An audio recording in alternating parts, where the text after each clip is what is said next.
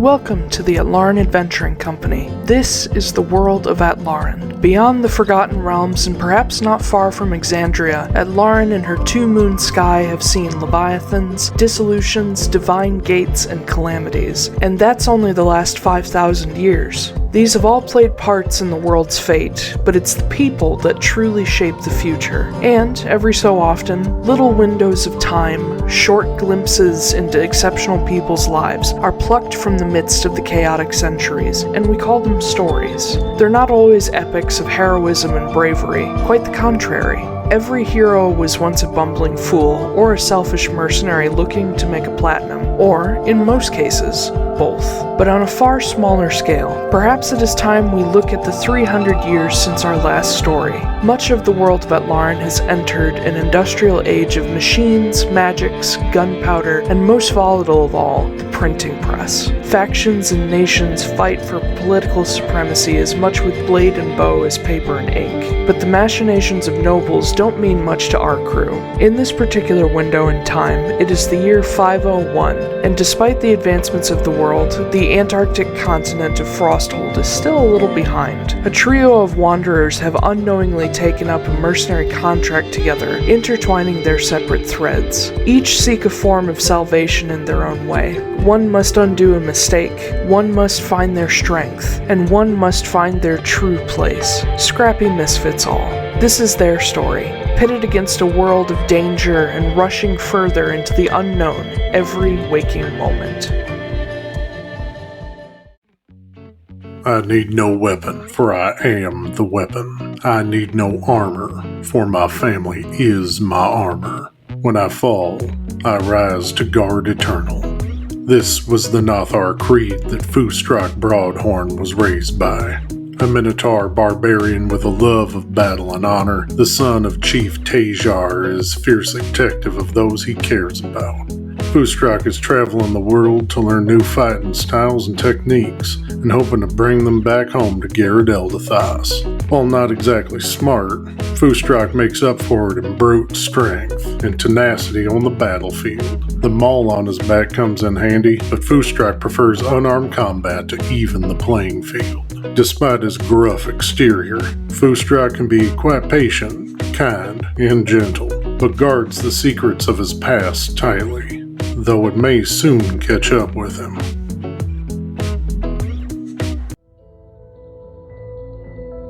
If you're ever in search of polite company and good conversation, perhaps Magda Wrenly won't be your first choice. If you have a problem that needs taking care of by whatever means necessary, however, you won't find a better mercenary for the job. Hailing from the Bjorning woods of Amnoblin, Magda has traveled the world under the employment of the Atlaran Mercenary Company. She's a human blood hunter who acquires her abilities from special concoctions taught to her by the Guild of the Gate. While she has served the AMC for many years, anyone who comes across her may get the distinct impression she has no interest in niceties and kissing ass to rise through the ranks. Even so, Magda knows that in order to achieve her goals, she needs the AMC and the Guild. If she'll ever be able to stop looking over her shoulder and finally start looking forward, she needs to play the game. But she'll be damned if she lets herself trust anyone again.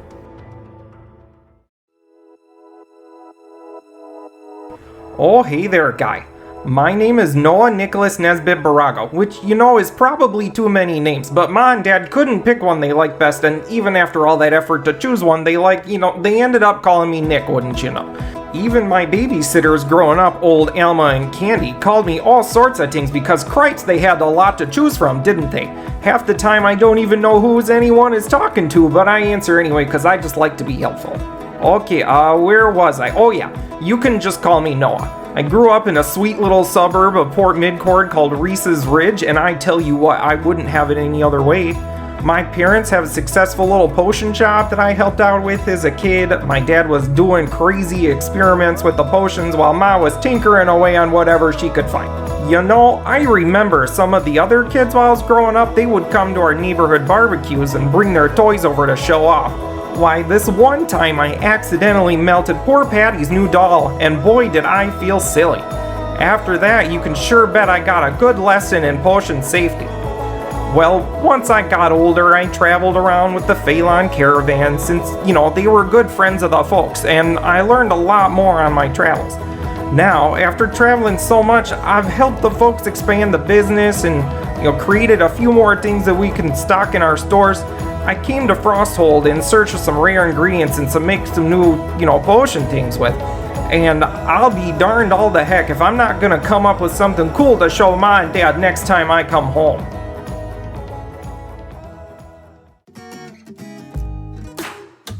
Vagrant, entertainer, gun for hire. The Christmas Fortunemaer has been known as many things and gone by various names, whatever suits him best at the time, to get to the next day, to the next job, to the next handful of coin. Christmas does not go out of his way to show cruelty nor kindness, and grants neither favor nor misfortune. He acts solely for his own interests, and only helps or harms others to further those interests. Though born far in the north under more privileged circumstances, an encounter with the chaotic magic of the Feywild set Christmas' path in a drastically different direction, a direction that changed him, both inward and outwardly. But with change comes freedom, and with freedom comes danger. Survival from one day to the next is both exhilarating and grueling, but Christmas has mastered surviving. Whether by the stage or a passing stranger's pocket, making it to the next day is his specialty.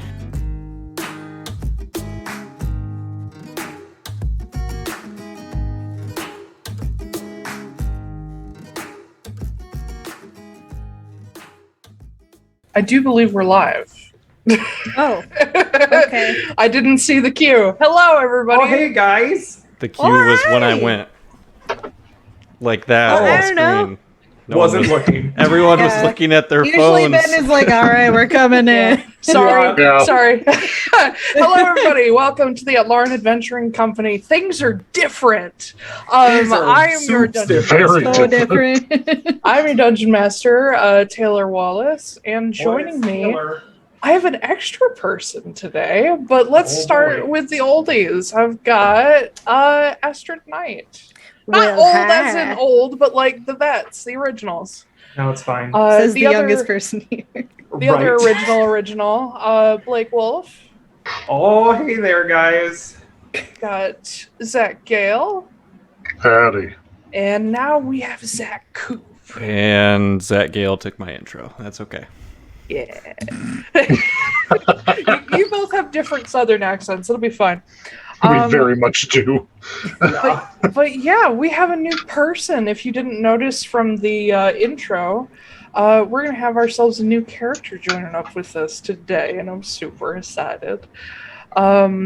So let's... I just can't hide it. You also have twice as many Zacks as you had before. Yeah. Indeed. True, we do. So That'll be for the I was sake gonna let of- you guys know that I'm actually gonna change my name to Zack, Zach. and so is Ash. Ash is actually gonna be a Zack Yeah. too. So we're gonna have a ZACK, a ZACH, a ZAC, and a ZAK. I'm ZAK. I call. And I'm gonna make mine ZAQ. I wanted that Oh. one. Too late. Aw. So let's jump into the recap because I've been working on writing shorter recaps for you guys. Last time, you guys were on Rolliger Isle in Frosthold, and in between some experimenting with the local flora, you guys made your way to the top of the hill where you had seen a spire appear the last 2 nights, where someone had been apparently been feeding the local elk. That night, as you guys camped out, the spire reappeared, and the crew met Aubrey Selbin. He is an ecologist from Jera, and the husband to Jera's own master arcanist, Devria Selbin. You guys shared some theories and discoveries about the gray-green flowering vines known as ulmatum, and you also met the elk herd with Aubrey and spread out feed for them, as their own food sources seem to be dwindling and infected by ulmatum. Noah and Magda in particular spoke with the Verntjarta himself, the guardian elk, and you received some gifts from him. Soon after they left, the crew, you guys, discovered Jack. I have this written out in third person. It should really be in, you terms. Ooh, second person. Hi, Titan. You guys discovered Jasper had a vine starting to grow from a claw mark left by the dryad that you guys fought. Seeking comfort in Magda's presence, surprisingly, Jasper agreed to be put under for Noah to remove the root. Thankfully, it hadn't grown very deep, and he didn't appear to be otherwise infected. Noah was able to remove the root, and Aubrey, wanting Jera, got myself mixed up. Aubrey, wanting Jasper to be safe and in a clean place, not camping outdoors, offered for you guys to stay in the spire and come with him back to Jera, to Braunstad Tower, where Devria and he live. You guys stayed overnight after going into the guest rooms, and we're going to open on the morning of Orn the 20th. You guys all wake up in very comfortable beds, in a little bit over-decorated, but still somewhat rustic, with just a couple luxuries. All these different rooms, each of them with 2 beds. Foostrak roomed with... Hello, Titan. Foostrak roomed with Jasper. So you two wake up around the same time. Foostrak, you'd be aware that sometime during the night, Jasper got up and milled around a little bit, but he came back without a problem. So starting with you guys, you wake up in the morning, you smell breakfast. Well, no, lunch, because it's noon. It's late morning, almost afternoon. You smell food cooking. You can hear people moving around through the tower. And you can see out the windows that Aubrey Spire is still outside, sitting in a bare ring full of torches on the tower grounds. Ring of bear. So what would you like to do? I think Foostrak would definitely start by just talking with Jasper a little bit. Okay. So when you wake up, Jasper is already awake, and he's sort of inspecting what's left of the wound that he has. He has healed it over himself, because cleric. But it's still a little dark, and it's going to take a while to fade. But he looks okay. Hey man, how are you feeling? Yeah. Get down. Thank you. He glances up from he's sitting there in just sort of trousers, looking himself over, making sure there's nothing else growing.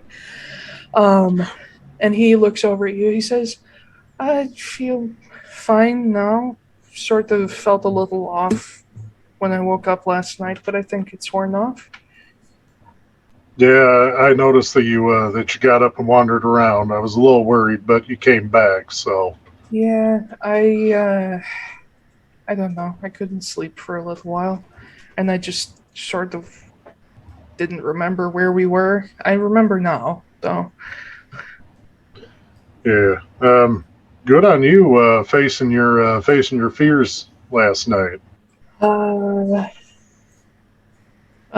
I didn't really have that much of a choice.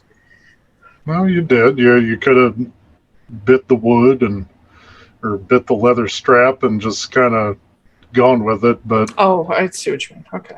I think that you made the smart choice, and we were going to protect you. I know how scary it can be to not always be in control like that. Are you mad that I asked Magda instead of you? No. Okay.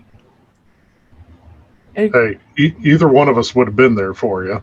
If you'd wanted me, I'd have come over for it. And Magda, that's perfectly fine. And he just sort of shrugs. You can see it maybe has bothered him a little bit, worrying that you'd feel a little, betrayed because he's been attached to you the whole time. Look, man, you're perfectly okay. I'm not upset at all. I'm not disappointed at all. I'm just glad that you're okay, because that's what's really important. You're always going to be my little buddy. And he just sort of toddles over and just big hug. Now, I'm smelling some pretty good breakfast. You know me, I don't like sausage. That's lunch, it's noon. Well, if they have sausage, you know I don't like it, so any sausage I get's for you. Okay. And, after last night, you probably need a good meal. Okay, well, and he, takes hold of your hand, which really means he just, grabs 2 fingers, and he sort of leads you out. We should probably put shirts on, though. Oh, and he grabs, his little, crop top thing and his robe. I just, put on, my leather, armbands because I don't wear a shirt. And I don't know why I said we should probably put shirts on. Yeah. But you guys head out into the hallway. At this point, where are Magda and Noah?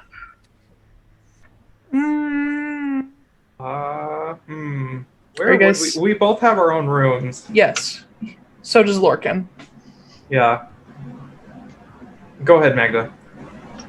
I don't know either. Would you have woken up and just stayed in your room until people got up, or would you have gone out to look around? No, I think I probably would wait till everybody else. I hear everybody else going down the hall and stuff. So then you would hear Foostrak and Jasper. More so Foostrak because his voice just rumbles through everything. Yeah. Yeah, I do. Yeah. I feel like Noah's probably been wandering around for an hour. Okay. Going through shit. He's just oh, hey, what's this kind of thing over here you got? Oh, look at that. That's real fancy. A lot of the halflings and people who work in the tower who are not related to Aubrey and Devria have been babysitting you oh no, please don't touch that. Oh God. Oh, it's okay. I'm a trained professional. I removed a plant from a teeny tiny kobold yesterday. I got the most delicate touch you've ever seen. So being that you've said that, let me jump over to Koop, who... Oh no. You would be around the tower about this time of day. Oh. Probably having come talk to Devria or Aubrey since he's back. What are you up to? And you have, of course, been invited to lunch. You are always invited to food whenever you come to Braunstad. Before we begin, I have a very important question. Yes. Does brunch exist in Atlaran? Absolutely it does. Okay, the full range of Hobbit meals exist. Everybody in this world is gay. Of course there's brunch. Truth. Right. 70% of people in this world are gay. Gotcha. The population is declining so fast, you guys. Well, no, it's funny you say that. I'm gonna sorry, Koop. There are some cultures like Foostrak's that they consider your sexuality and your person to have children with may be separate. And for Loxodon, which are the elephant people, they're almost an exclusively homosexual culture. But they're called harems of elephants. So harem of Loxodon have 1 or 2 men that they keep with them that are usually together, that they keep specifically to have children with. But otherwise, their lives outside of that are separate. Really quick, Corey just texted me, said our audio is lagging a little bit behind our voices. Or behind our picture on the stream. Oh. Uh-oh. There probably isn't going to be a way to fix that today. Yeah, it's not too bad. Okay. Well. Yeah. Unfortunately, today is the we're trying new things day, and Yeah. that means not everything is going to work. Yeah, it's not bad at all. I just listened to Ash speak. It's just off. Okay. So It's like the uncanny valley where it's you can tell something's wrong, but you can't actually see that something is wrong. It'll be fine on a podcast. Confession Yeah. time. We're all Faster. actually just AIs. Wait, Yeah. wait, are you saying That's- that when we remove the video element, the audio-video delay won't be there? No, not at all. It's magic. Gotcha. But yeah, excuse any small technical difficulties. Hi guys. Sorry. There's the sound. All right. Sorry. Yeah. Sorry about that. Our stream setup just fucked right off. So we're gonna do this instead. We will try and fix it for another time. And yeah, I do have OBS on backup if needed, so we should be all right. It would look literally no different from what you got going right now. So we're gonna do what's the word? Minimalist for a little while longer. Hashtag aesthetic. I thought what All I right. had was minimalist, but we'll take this instead.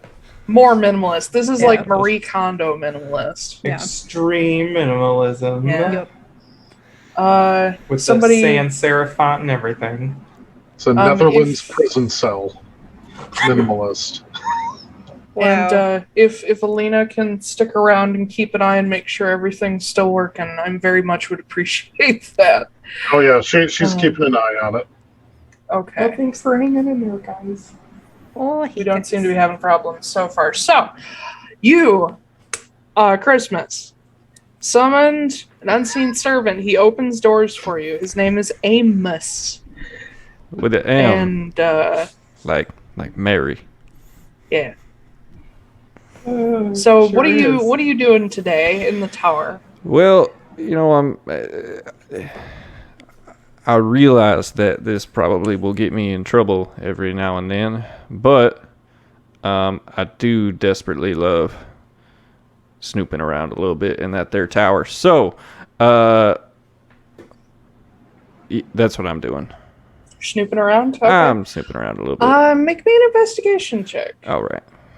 And tell me things that you're interested in, other than the obvious. I didn't get an investigation check. I'll give you one in a second. Just Okay. Is it evident to me that there are newcomers? You In the have tower. heard that there are new people in the tower, and you have probably seen Noah, a Alright. strange maroon tiefling wandering around touching things. Probably heard me. Oh, don't worry there. Don't worry. Oh, cripes! That sword sure is sharp over there. Oh, gosh. God damn it. Why is the displayed sword sharp? I Or will. God dang it. I will Sorry. tell you what. I would like to try to find where these people are staying and find an empty room if I can.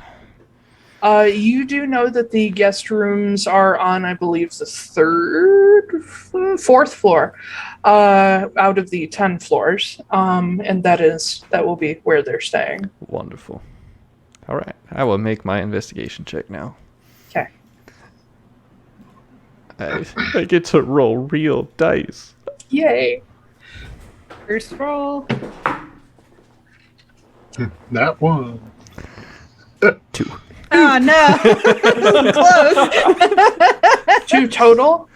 We can add the modifier to it. That is a 4 total. Sometimes it makes a difference. Yeah. Not that time. Yeah. As you're making your way up through the tower, unlike for everyone else's knowledge, unlike Helena's tower, which has the spiral that goes around the outside of the tower or inside the outer wall, this one has a spiral staircase in the very center, like a double helixing staircase that goes up all the way to the top. It's gorgeous. It's so fucking cool. I know. So, Christmas, you head up the stairs and sort of dodge around people as you go.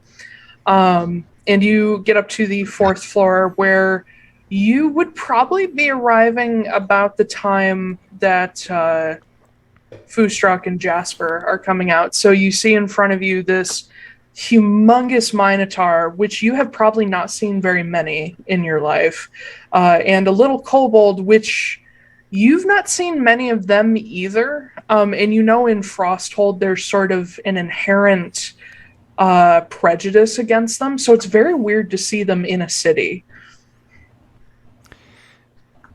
This feels like the beginning to a joke. Yeah.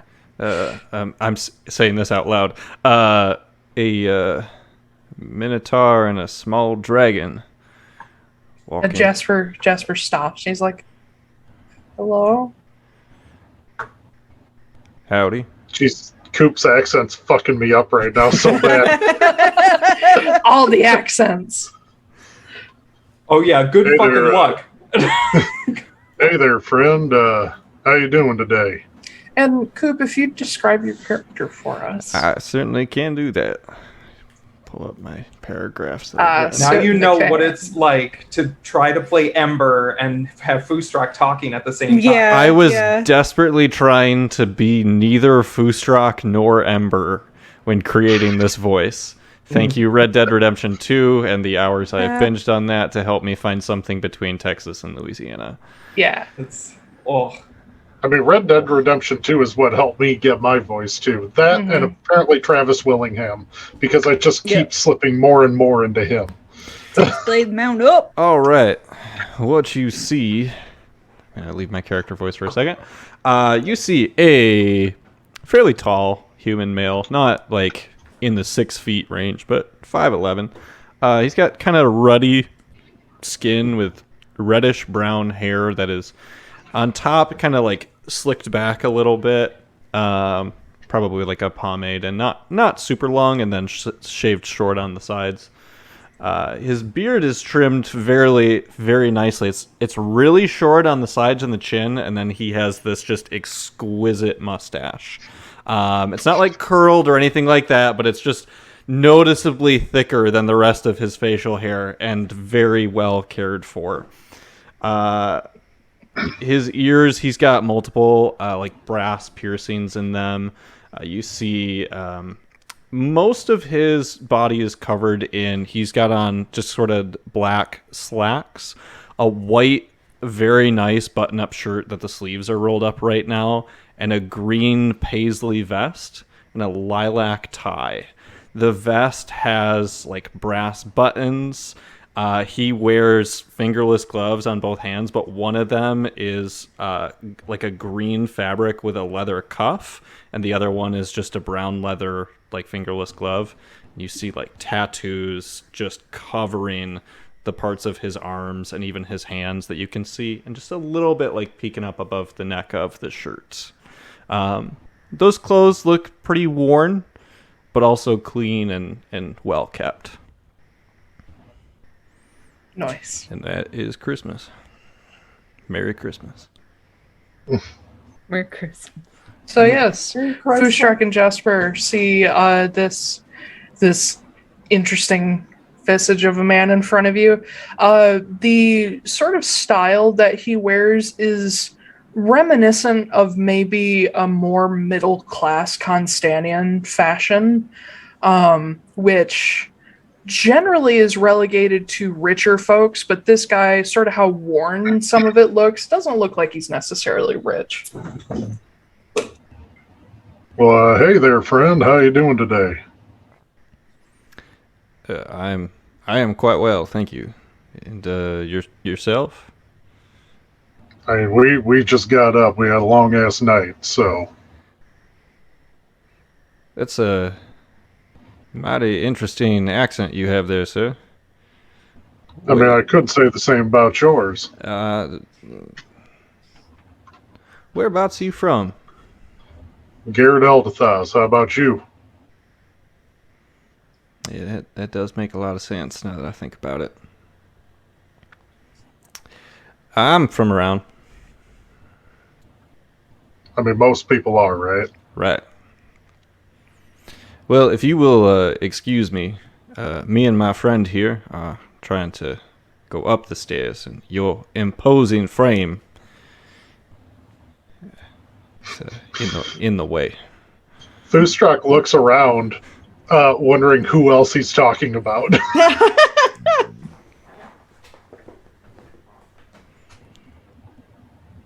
Then he just goes, "Oh, okay," and then just walks away with Jasper, going to get some grub. Yeah, and Jasper just like looks behind him like, What is he talking about? Okay. And yeah, you guys head downstairs. All right. Who wants to continue on with this? Oh, where's my investigation check, eh? Yeah, go for that. Go for that. Okay. Oh, it's gonna be a good one. It's 12. What are you interested in this tower? Potion ingredients, plants, anything that looks inherently dangerous. Okay. This tower is not as inherently planty as Helena's. Oh. There are some like potted plants, especially like snake plants, and some hardier southern, like far southern plants. So there's a few like evergreen, like little things in pots near windows. Nothing particularly useful unless you're interested in a miniature juniper tree that's growing in there, but that's about it. Other than that, as for danger's sake, you start wandering higher into the tower because you get that the lower levels are more living area. And you manage to get to the 6th floor where you see that similar to Helena's tower, Devria has a sort of workshop and lab set up. In here, there is a central round table, and there's like multiple little like tray tables everywhere that look like they get moved around all the time. There is about half of the wall of this entire level is just covered in bookshelves with a sliding ladder.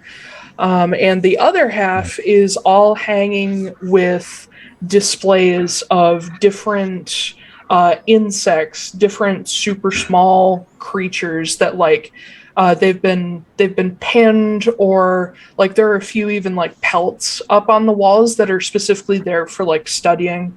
There's a couple taxidermied animals in here that they're not necessarily decoration, they're literally meant for study or example, especially some like smaller creatures. And you see sitting inside of a large sealed glass jar in the middle of that central table, there is a little pine sapling, and it is covered in small ulmatum vines. It is very carefully sealed shut. I'm gonna leave that the fuck alone. Yeah. Yeah, I mean, if nothing's really looking super interesting besides that, I will probably make my way down to the food. Making my way. Yeah, it looks like way down to the food.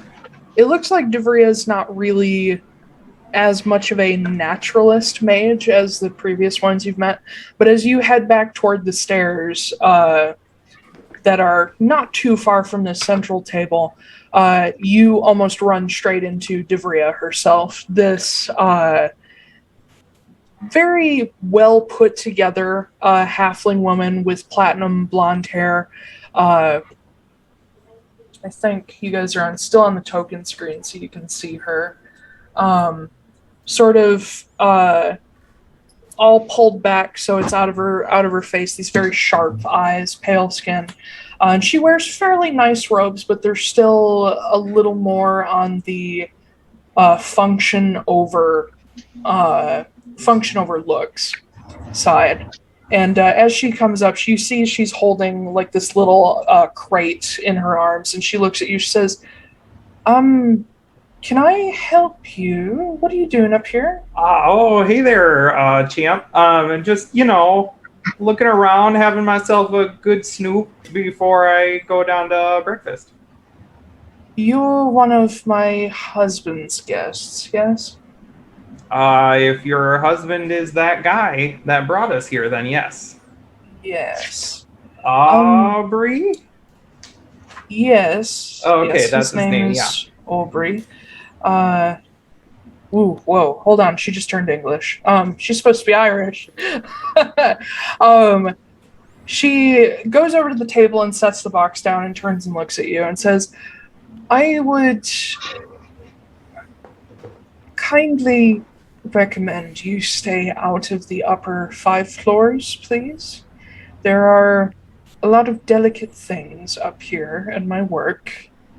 Am I in one of the upper 5? I didn't get a breakdown of how many there were, so I'm not really sure where I'm at. Oh, god damn it, I keep losing our accent. There are 10 floors, and this is the 6th floor.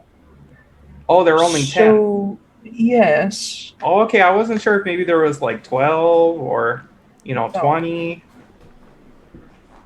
Please leave my workshop.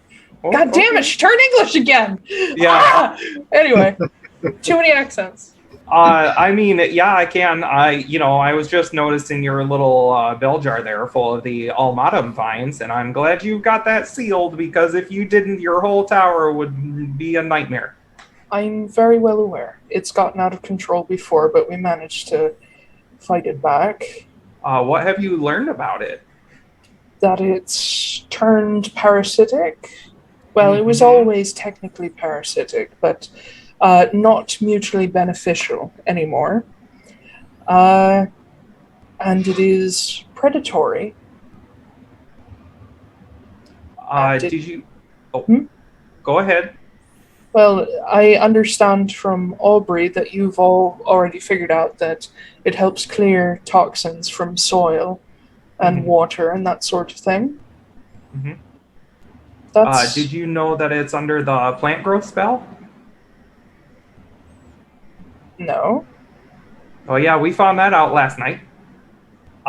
It's under the greater version of plant growth, so somebody has given it a boost.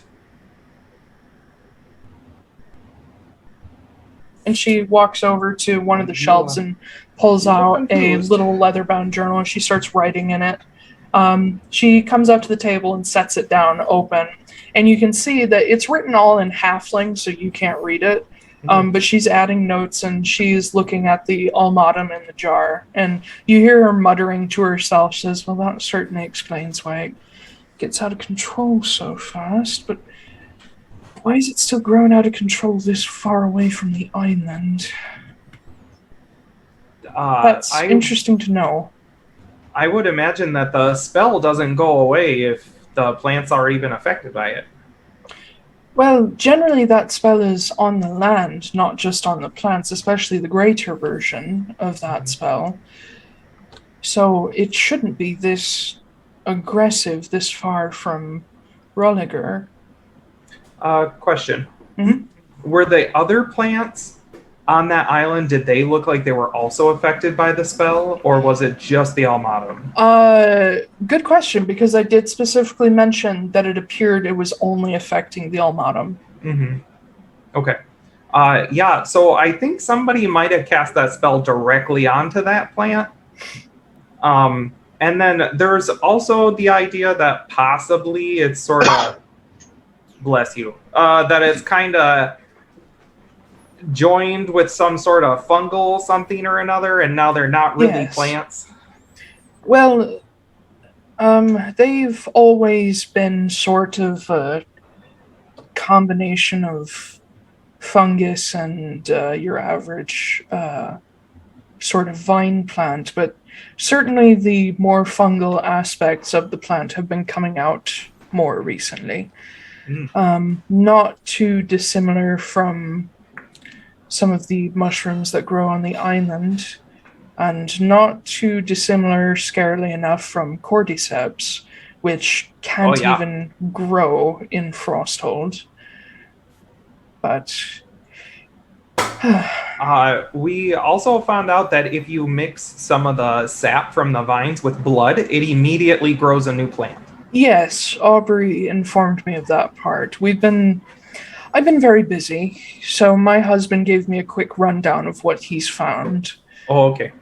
We're still working on sharing notes. I have other projects that require my immediate attention. This is sort of his thing.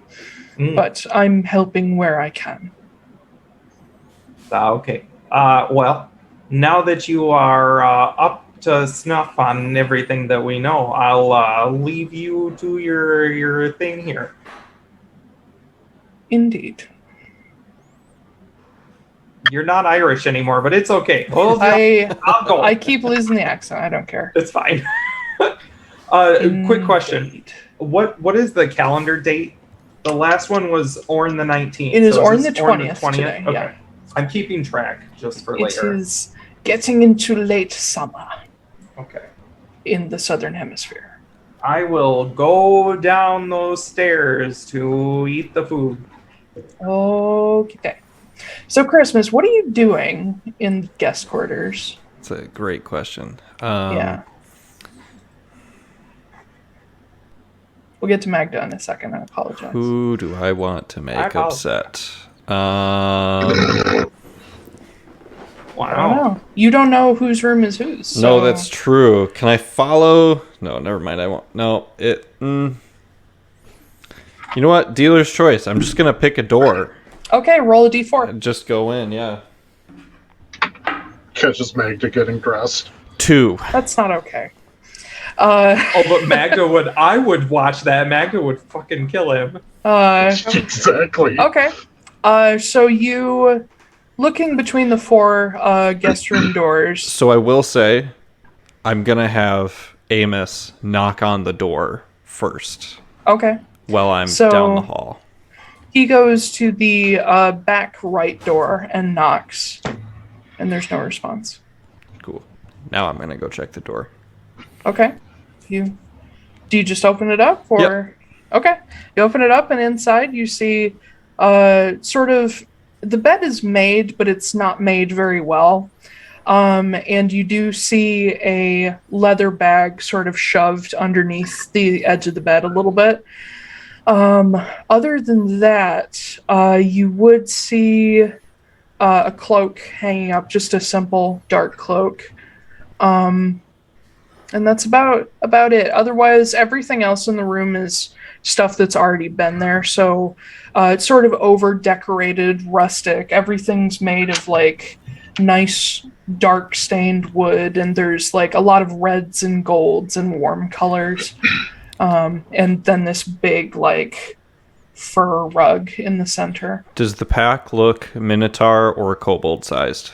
No, it looks normal person Looks sized. normal person sized. Okay, gotcha.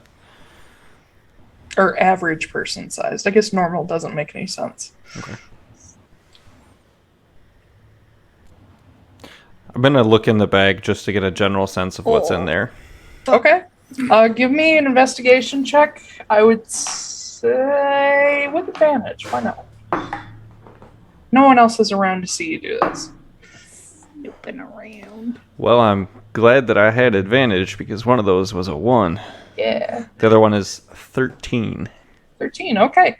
You dig into it, and inside you see some, not an entire set of leather armor, but like some off pieces that you normally wouldn't wear if you're at rest.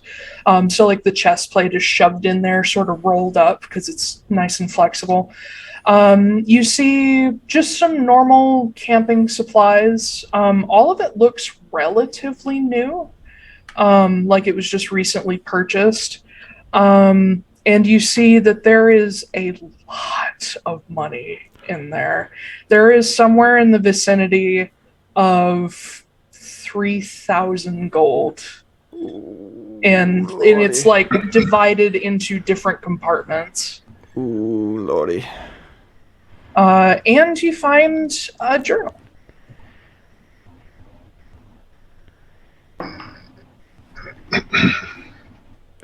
Amos, go check the door.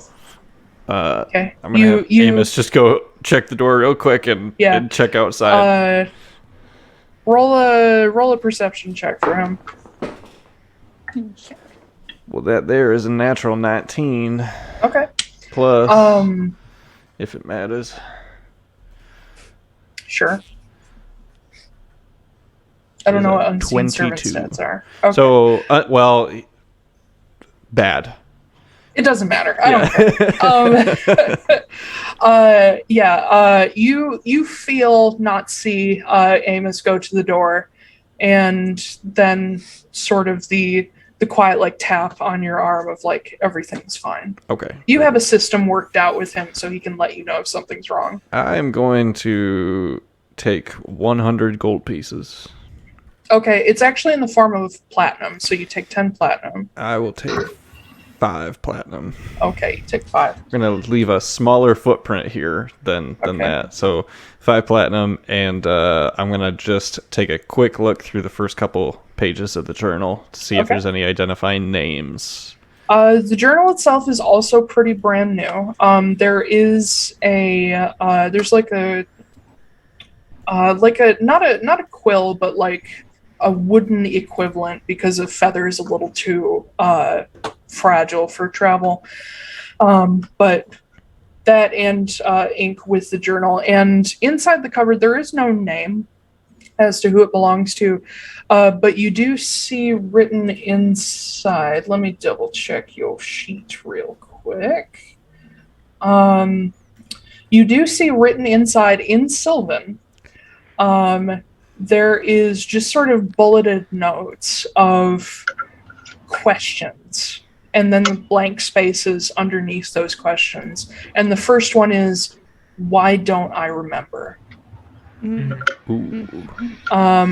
there are a couple notes underneath that. One is last memory 405. Then the question, did Titania do this to me? Close the journal. Put it back. Mm-hmm. We'll put back one of the platinum pieces. So now I will only take 4. Okay. And then... So I should also say, you've only seen Foostrak and Jasper. You've caught a glance at Noah. You have no idea who this journal belongs to. Right, but I see something written in Sylvan, and that's very interesting. So, having seen that, I put the journal back, I put the bag back, having left one more additional platinum piece in there, so now I'm only taking 4. I will turn to where Amos is and say, well, I think we need to see if we can find some more of these guests. It is lunchtime, Amos. And there's the hook. I will go make my way down to the food. Question. Yeah. Do you take care to put the bag back exactly as you found it? Oh, hell yeah. Make me a sleight of hand check. Ooh. Because I know you're good at it. Don't say that. Don't speak this horrible roll into existence that's about to take place. Natural one. 21. Nice. Yeah, you very carefully, even making sure that like the journal is under the right objects, you put it all back and rearrange it, and you head out. About just as you're getting to the end of the hall, so it's not clear where you came from. It almost looks like you've been coming down the stairs. Magda, your door opens, and you step out to see this person coming downstairs. Is Magda in all black with the mask and everything? Yep. Okay. Everything. Tricorn hat. Maybe. I don't know if you're wearing the hat inside. Yeah, I'll wear the hat inside. Okay. You just immediately see a hand go down to his waist. Hello? What? Do you have like a weapon hanging off it? Yeah, there's a holster there. Yeah. Like, easy, buckaroo. I close the door behind me. Just getting food. Who are you?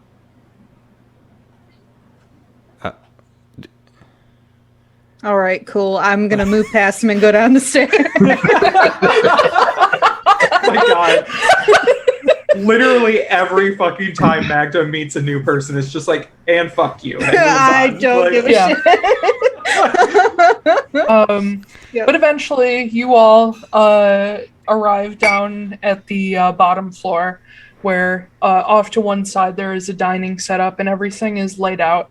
They've set up a lot of extra place settings for everybody. And you see Aubrey is already at the table. And you see gathered in chairs near him are 3 kids of varying ages, all halflings. Or two halflings, one tiefling, my bad, that he's just sort of keeping track of them because they're all fairly young. So, like, for the youngest one, who's maybe 5, he's, like, cutting up their pancakes for them or whatever they're eating. And the older one, who looks like maybe 7, 8, 9, maybe, is sort of keeping to themselves. And then the tiefling, who is the oldest, looks like they're maybe 15. Sorry, not 15, 11. My bad. They're all fairly young. They are sort of this light, pale shade of blue with short black hair. Their horns are still growing out properly, but they have the start of like a ram curl to them. And all the kids are just dressed in like simple but nice rugged clothing that would probably works for them playing outside. It looks like they've prepared for these kids to get dirty. But they're all just eating, and Aubrey's trying to keep the 2 younger ones in line. Devria is not down here at the moment.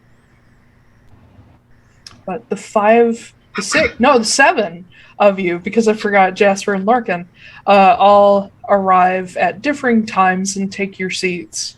The original 6, you all see this strange man joining you with these mismatched blue and green eyes with no pupils. Oh, shoot, I forgot to mention that in my character description earlier, and that's like the best part.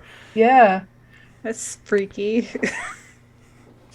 And if I remember, in the art, actually, the one of the eyes has the lines through it, and the other one does not. So the like iris lines that go in toward the pupil.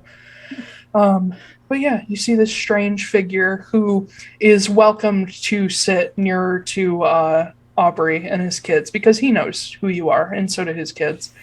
You know the kids as well. You haven't spent a lot of time around them because you're mostly working for Devria, but they're everywhere all the time and asking questions constantly because you're new and interesting. So you're acquainted.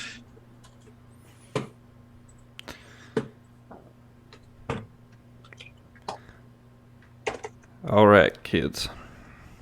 Uh-oh. Now you know how this goes. If you are able to tell where I hid the card, I give you a gold piece. And I pull out a deck of cards and start shuffling them. I am watching very carefully. And then, like, every time I shuffle them and, like, look at them, like, half of them are gone. And just keep shuffling it until there's only one card left. And he, like, very, very, very obviously takes the card and puts it up one of the fingerless gloves. Okay. And then snaps his fingers like this. All right, where's the card? All right. So among the 3, I want. Let's see. Among the 3, I'm very invested. Noah, if you want to, go ahead and make a perception check. I've been watching or insight check. I've been watching this and also casting guidance on myself because I want to fucking win. I also this seems like something Jasper would love too. I also will let you know that I definitely will need to roll a sleight of hand check for this. Yes, do that. Okay. Please. You say insight? Yeah, insight for Noah. Well, I rolled a 2 and a 1 with a -1, so 2. Nice. Noah, this 25. is like being nice. This is like being 4 years old watching your mom like do literal magic and like seeing it for the first time. It's just like, what the fuck? How did you do that? Holy Christ! Where'd that thing go? Oh my gosh! The youngest, the little girl, you know her name is Elsie. It is short for a much longer name. She immediately like points at your hand where you hid the card in your glove. I hold out my hand and the glove for them to do whatever they want with it. Yeah, and she pulls open the glove. She's like, "Is it's not there? Is It's it?" not there. And she's like, "Where'd it go? And she's like trying to figure it out, like looking up your sleeve. The older, the middle boy, his name is Wes, also short for a very long name. He is like staring at you for a long minute, and then he's like, "It's in your collar." You may check if you want. He'll start undoing his tie a little bit. He's very careful not to put his hands near the collar, really, so it doesn't look like he could even get an attempt to take the card out of it. And Wes comes around and pulls your vest and shirt collar back, trying to find it. And then the tiefling boy, who I will let you know, he rolled a 19, so that would give him a 20 unnatural. He is studying you and says, "Is it even on you anymore? Or is it under your plate?" I'll let you pick. And he points at the plate. I'll go to the plate and I'll lift it up. There's no card there. And with my other hand, I will cast Minor Illusion again to make the entire deck of cards appear in my hand. There were no cards the entire time. And all three of them were just like, it's not fair. That's actual magic. You were really close. You almost had it with the cards not being there anymore, but it's okay. No gold this time. And Aubrey's just sitting there enjoying the break from entertaining his children. But about this time, Devria comes down and she's like, sorry, just busy. And she takes a seat next to her kids, and they all immediately just gravitate toward her, battling for her attention. What are the rest of you doing?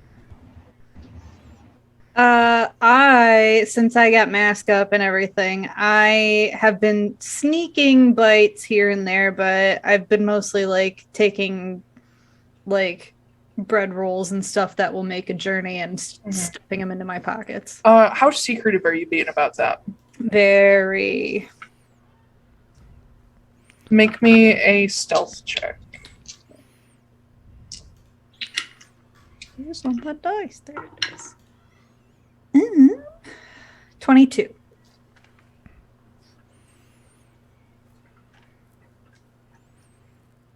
Okay. So you continue about doing that. No one seems to, none of your hosts seem to notice. I don't know about the rest of you. I think the rest of the crew is pretty used to this by now, that she just doesn't eat around other people.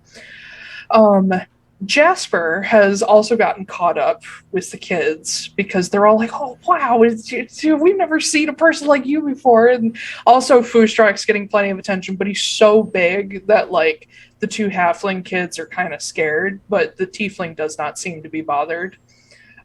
He's playing with them back. Mm-hmm. If they get too close to him, he's at them, just messing with them a little bit, but in a friendly, gentle way. Yeah, and as all this is going on, Devria at one point finally clears her throat as her kids are getting distracted with other things. She says, "I'm sorry for how informal all of this is. We were all introduced last night, but everyone, these are my and Aubrey's children. This is Elsie. She's our youngest. This is Wes." And she then puts a hand on the tiefling shoulder who's next to her. She says, "And this is Banner. He's visiting for a while. And then I think some of you've met our other guest here, a sort of workmate of mine. This is Mr. Christmas Fortunemaer." Now, I was under the impression that I had been adopted at this point. Are we still using the term workmate? And Devria, who has a much like drier sense of humor, sort of smirks and she says, well, I don't know. You haven't contributed too much yet, so you still got to compete with Banner. And Aubrey sort of like, he doesn't like, he like taps her hand. He's like, no, that's nonsense. You're welcome here anytime, Mr. Fortunemaer. I appreciate it.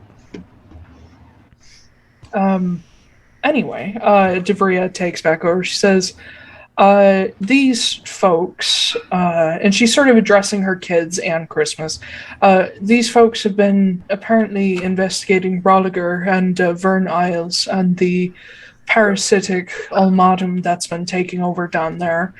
And as I understand it, Mr. Jasper, and she points at Jasper, had a little bit of a run-in with some of the ultimatum, so they kind of stay with us to make sure that he heals up all right. And Jasper, he had a subdermal abnormality that we got out of there. Yeah. And all the kids are like, "What?"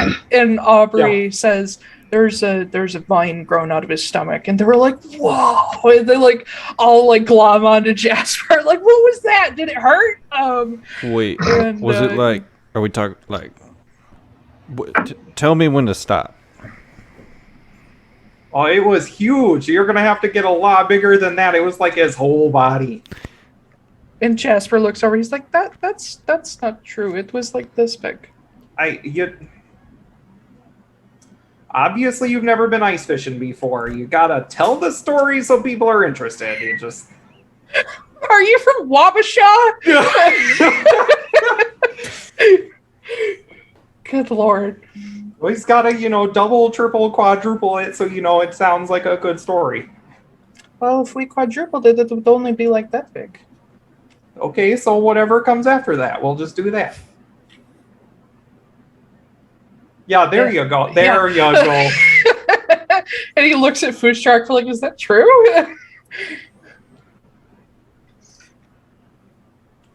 No, it wasn't that big, man. It was like quite a bit big. smaller. It was like this big. Okay. Big of a deal. But yeah, Devria is just like, anyway, I understand that you all are going to be heading back to the Isle at some point with Aubrey. Anyway, you guys are, for anybody who's lost where we are, because I certainly did for a second, you guys are having lunch. Christmas, you were going to do something. Yeah, so Noah just made fun of my card tricks. So when Noah makes fun of my card trick, I'm gonna have Amos knock over something on the table right by where Noah is. Bap! There goes whatever you're drinking. I jump and I'm like, Christ! And then I pull out my gun and I'm like, and all the kids are like wide-eyed, and Devria says, "Would you please put that away?" It's okay, it's not loaded. No, put it away. No, I pop it open. I'm like, look, it's not loaded, you guys, it's fine. Wait, no, hold Mr. on. Brock. And I'm gonna get up from where I'm sitting, and I'm gonna go right over to Noah and sit right next to him and be like, "Can I see that?" And I'm gonna pull my own out and put it down on the table. Oh. I'll put it down on the table. All right, and I want to start. Have this weird dick measuring contest. Yeah. I was just gonna fucking say. It's not to be like whose is better. It's to be like, oh, you have guns, I have guns. Let's bond over guns. Like, oh boy, like good Americans. Good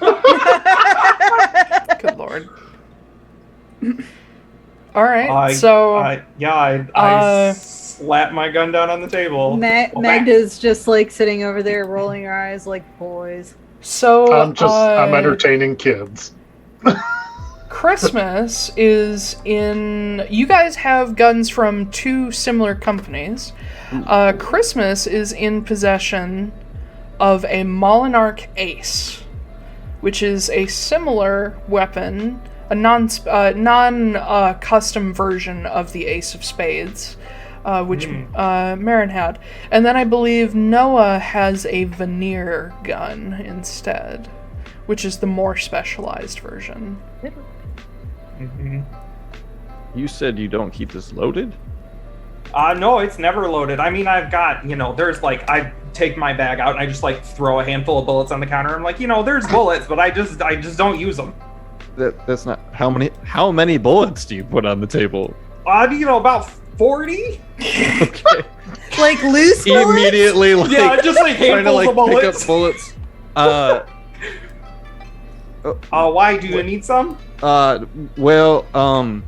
They No. probably wouldn't fit a Molinar case. Yeah. Oh, okay, never also, mind. these you sure you don't want to just keep these in a bag? I mean, they're in a bag, and I just like scoot them back into the bag. Okay. I'll help him put some of the bullets away. They And just disappear. When you throw them into the bag, they just gone. Devria is just watching this with the utmost just fucking pissed off mom look. And all her kids are like, guns! And she's like, no. Guns! Guns are cool! She's like, absolutely not. No weapons at the table. Magda's just like cleaning up her Kusari comment when she goes, oh. God damn it. So, Foostrak just looks at his hands and he's like, It's so, like, Jasper and Foostrak are both doing that because Jasper's a monk and he's just like, literally, he's like, well, now hold on though, because sorry, Devria, and I'll start putting that away, and I'm gonna look over at Magda. So you really don't know how to talk when you look at me, do you? Because Well- the last thing you said to me was too. I don't normally. damn it. Are you like an assassin, or like, because you Do you just go up to random people and ask if they're assassins? do no, it's you how he dress? gets on women. Do you just dress like an assassin everywhere you go? I dress like none of your fucking business. It's called goth. All right. I dress in what I feel is leisure. So, All right. Actually, my mom made this sweater for me, so I wear it because yeah, it's comfy. ask It Noah has about lots his of sweater. pockets. Do you like it? I should show you my coat. My coat has lots of pockets in it too, Ooh, and what it's do the you same keep in color your- too. What do you keep in your pockets? Stuff. Oh, I keep stuff too.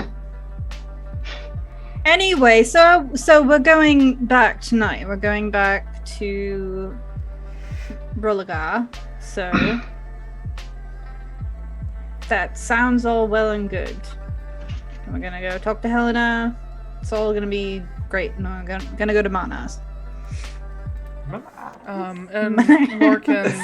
Lorcan nods and says, good, because, I don't... And he looks at Devria and says, with the utmost respect, I'm not terribly comfortable in cities at the moment. I don't really understand how they work, I feel. Even though it's all out there, I feel sort of claustrophobic about it. In Sylvan, I say, what, do you not have cities in the Feywild?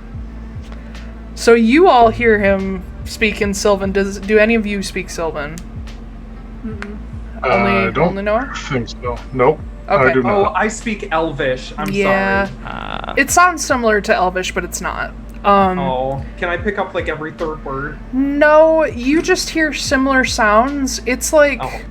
it's like comparing Welsh to Gaelic, where you know they're like neighbors, but you can't understand them just because Okay. you know one of them. It's Gotcha. like when you hear someone do one of those things where it's like what languages sound like to people that don't speak them, and then you hear them speak English, but it's not actually English, it's just gibberish. Yeah, they speak okay. Simlish, but in your accent. Yeah. Yeah. Lorcan, as you speak in Sylvan, the rest of you see Lorcan pause and look over to Christmas. And he responds in Sylvan, says, "No, they do. Just not a big fan of cities." I look over at Christmas. I'm like, what'd you say to him? In what language is that?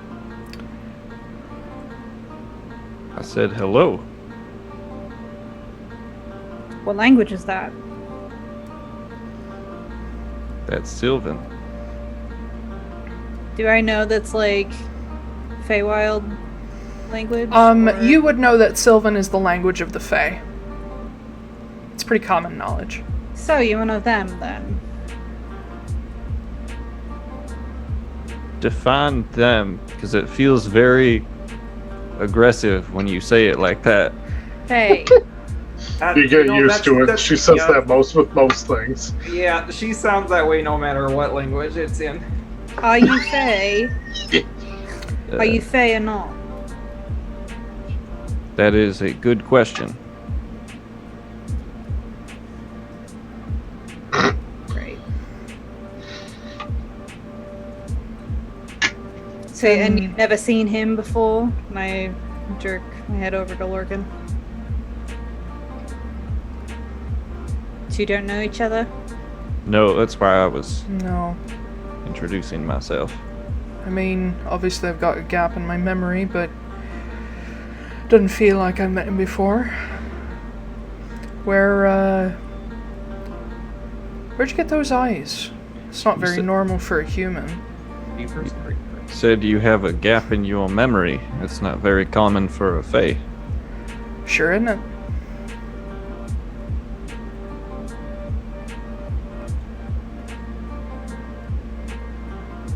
You're sure he's not gonna come with us? And I look over at Devria when I say that. Who's not gonna come with you? It sounds like he doesn't want to come with us. No, as I understand it, Mr. Lorcan is with this group.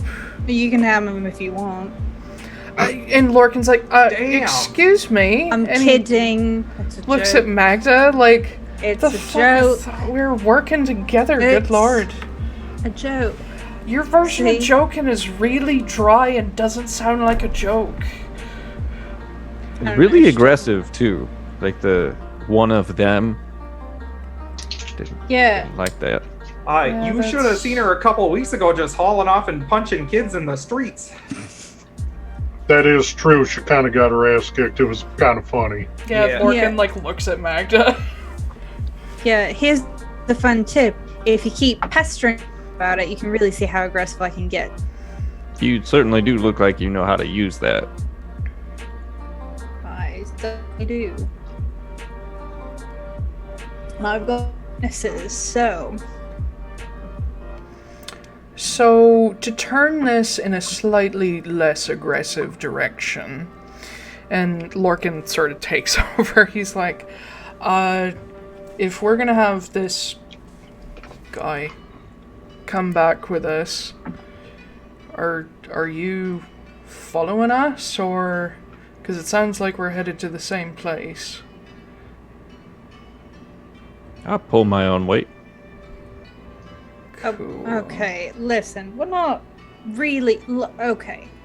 No, you know what? I would be more than happy to just have anybody along on this trip. Well, that's what I'm saying. If you want me to come with you, it makes more sense for me not to go by myself.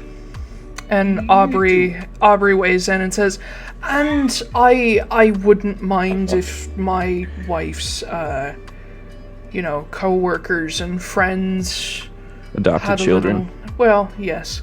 If they had able and competent people going with them, because for however competent Mr. Fortunemaer is, he's still only one person.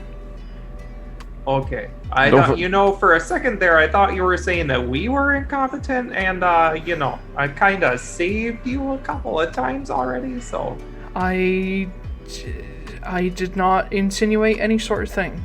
We've Wait, also who's been talking? Is it Lorcan or It's Aubrey. Okay, like There are everybody's like Irish. three, three You're people in a very room who sound Irish-heavy like place. Yeah. So I just Aubrey's a little more jovial and high-pitched, whereas Devria is a bit more flat and serious. And then Lorcan is somewhere in between. It's hard to tell the difference. It truly is. They all have the same damn accent, because they're all from fucking Garrett Eldathos. Lorcan's from the Feywild, but there's a lot of his accent in Garrett Eldathos. Yeah. So yeah, you can come along with us. That's fine. I appreciate it. Thank you. Mm-hmm. You seem on the fence about it. Looks at Magda. I don't have a good reason to say no. Well, you know what they say in Reese's Ridge. If you can't say no, then you better say yes. And Lorcan looks That makes over... no sense whatsoever. It doesn't, but at the same time it does. It's like a lot of sayings like that. It's also a little creepy. Yeah. Yeah, it's a... yeah, you're right. That's some weird connotations. Lorcan looks over at Noah and says, "And aren't your parents gonna be down in Manas?" Oh, yeah, we're gonna see the folks, eh? Oh my god. And Lorcan kind of chuckles to himself like, "I'm not sure whether to hate this as much as Magda does or be really excited." Well, I'm gonna let you... Yeah, I'm gonna let you know there's gonna be a whole bucket of treats on the way. Oh, God. I mean, they may be something different, but you never know. It's Is she too gonna much make more of those sugar. molasses bars? I don't know what she's made. I could send her a message if you'd like me to find out, but we won't hear it back for another week.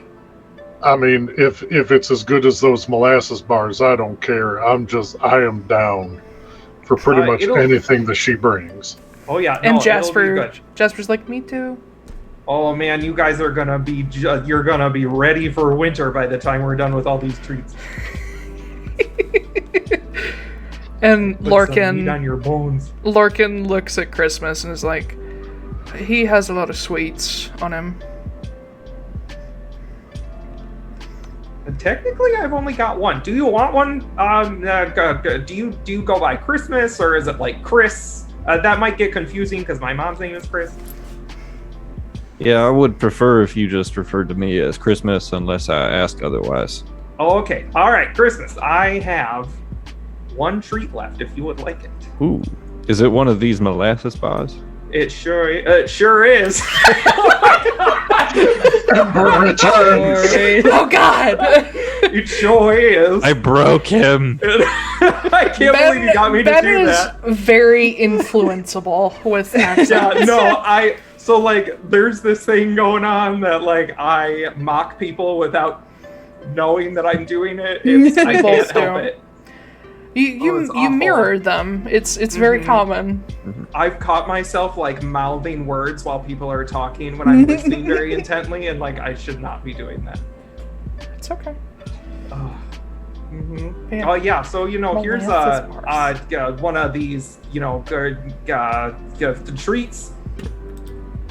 I'll take it and I'll just start eating it. Okay. You're gonna need some water to go with that, probably. It is very dense, very sticky, very sweet. Like cling to your teeth, just sugar and molasses. I will have Amos bring me a glass of water. You guys see a glass float over. I take my gun back out. And Devria is like, "Mr. Borago, put I'm sorry. goddamn thing away." Put the gun back, and I take out a knife. Mr. Borago. No. It's okay. It's okay. He's friendly. That's my friend Amos. You have a ghost? Something like that. That's No, you know what? Ma and Pa, they told me, Ma and Dad, Ma and whoever, they told me to always be accommodating to weird folks. So, or well, not weird, but Different. unique folks. Yeah. So, hello, ghost. I will take a little bit of the molasses bar and I will hold it out to Magda. I'm good. Okay. She doesn't eat them. Does your ghost like baked goods too? He doesn't eat. All He just right. kind of hangs out for a little bit. In fact, it's probably about time for him to be getting off. Not like that. You catch the glass of water. Yeah. Yeah. I'll unsummon him and have him drop the water just like into my hand. Yep. Down it. Yep. You guys all hear a very tiny pop. Wonderful. Okay. I'll show you later. Ghosts. Y'all are so awkward around new people. So you are It's a Magda. doctor, and you are a comfortably clothed assassin, and you, the two of you over there, you seem real close. Then Jasper looks at Foostrak and he's like, yeah, he's my best friend. Yeah, and Foostrak definitely looks down at him. He's like, "Yeah, that's right." So are you like his dad? Oh man, No, it's Foostrak- okay. You took long enough to answer. You don't have to. It's all No, good. Foostrak would kind of look at him and be like, "I don't know. I mean, I guess like I do kind of consider him to be like a little bit of a son, but you know, he's my little buddy. We learn from each other. We help each other out. It's like He's, the skipper and Gilligan pretty if the damn great. skipper wasn't abusive. Yeah." You say that as though before streaming we did not have a full-blown conversation about me throwing Jasper. Yes, but that's not abuse, that's a team attack. That's a team. Yeah, it is. Well, I Um, don't mind traveling with you folks, at least as far as I need to. And Jasper pipes up. He says, "What do you do?"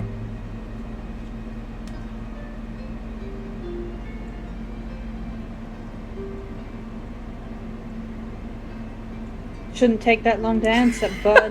Well, it depends on the day. I'm good for a great many things. Let's just say that Are you a mercenary like I think most of us are? oh, you're all mercenaries. Sort of. I mean, You know, by accident. he points over to Magda, says she's the professional mercenary. That makes a lot of sense. Well, it depends, like I said, a little bit on what is needed. I'd make corn here and there, play a little music, tell a little story, do a little magic, Do a little dance. Get Make a down little to it. love. Take a little love. take a little love, With Amos. all of those things. He's not very good at that. We tried that once. It did not go very well. He's not very strong. And Devria is like, "Good lord. Kids, just take your Foostrak breakfast just, to like, go outside. earmuffs the Take your children. just like take you're all done. Good, you're excused." And they all just sort of fuck off outside. And she just sighs. And she You know, I feel like we've caused you a little bit of duress. Can I interest you in an exploding horse? what? What? So, you know, so I've got these horses, and they're bombs. Are we talking like horse? Or I take one of the Not little horses real out. horses. oh. I'm gonna be very honest. Sometimes when shit like this happens, the DM part of my brain malfunctions a little bit. This is the only thing I'm good at, is I just throw things at Taiylor, and I'm like, hey, Chaos. dance, monkey. Like, that's all I do. Yeah. You are really good at that. Yeah, and I continue to get better at improv, so bring it the fuck on. Devria looks at the little, like, almost tanker toy looking horse and says, that explodes? Why did you make it look like a children's toy? Because it is. That seems like a good idea. It's such a good idea. You know, how many people are going to be walking through the woods and be like, oh, this child's toy is probably super dangerous, you guys? No, of course not. So they're just going to, boom, and then they're dead. You can keep that. Okay. I need to get back to work. Please don't mess with my tower. I'm actually getting a little stuffy, so I'm going to go out and take a walk down the street, I think. You are all certainly welcome to go out into Jera. The tower, I don't know if you saw, but the tower grounds are actually within the city limits. I don't know what sort of things you will get up to in cities or what you're interested in, but there is a tavern just shortly down the way that Mr. Fortunemaer can show you to. There's a Glacier Watch outpost a few streets over, and she looks at Magda, sort of looking at the pin on your shoulder, says, there is an AMC office not far away. But the people here are relatively friendly, so if you need directions, just ask around. There are also town criers about who are meant to help with new folks and spread news and whatnot. Cool. I'm gonna stand up and leave. Yeah. Okay. Foostrak's going to approach Aubrey really quick. Okay. As like lunch is cleared away and you guys all start to do whatever you're gonna get up to, Devria goes off to do her work in the upper floors of the tower, and Aubrey just sort of like stays around to make himself available to you guys, and also maybe to kind of keep an eye on Noah. But yeah, as you walk up to him, Foostrak, Jasper goes outside as well. You don't know where he's headed, but he's just sort of exploring. But Aubrey looks up at you and is like, yes, Mr. Broadhorn, how can I help you? As Jasper runs out the door, he's going to tell Foostrak's going to tell Jasper to stay safe and stay away from Glacier Watch. Okay. And then he's going to look back at Aubrey and hey, I wanted to ask you, so you've been feeding the elk back at Rolligar, right? Rolligar, yes. Rolligar. Mm-hmm. I put the H in the wrong spot. It's okay.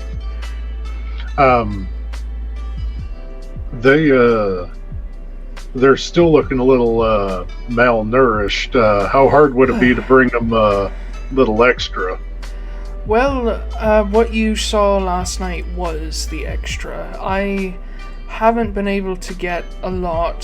There's been some bad harvests about... the first harvest this late summer has been kind of thin, so most of it's being kept for the people. I have ordered some additional supplies from other places, but I don't know. This year's been bad, weather-wise. Too much rain.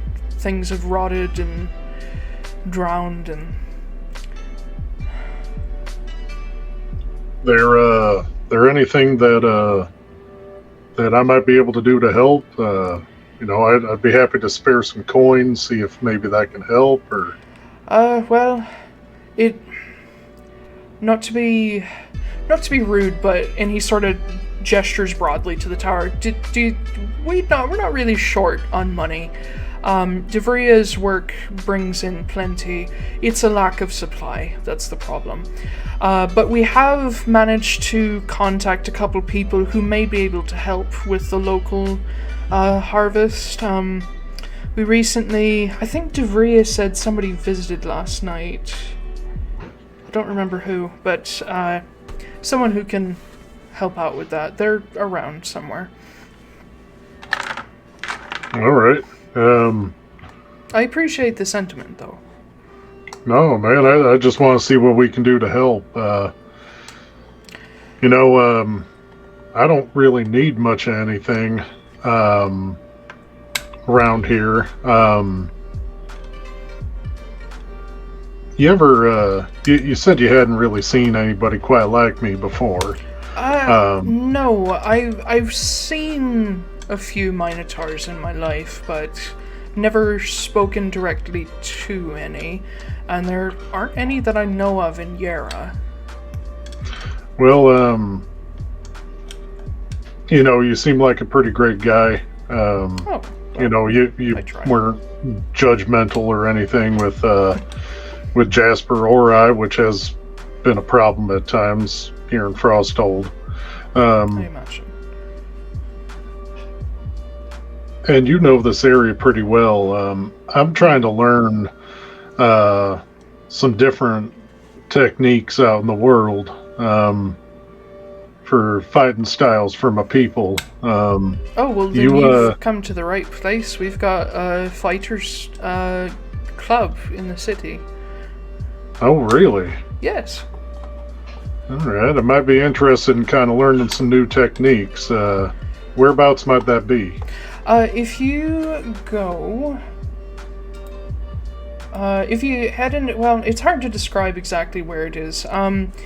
It's sort of in the back courtyard of one of the guild halls, because the club isn't big enough to be their own guild yet. It's behind the Smith's Guild.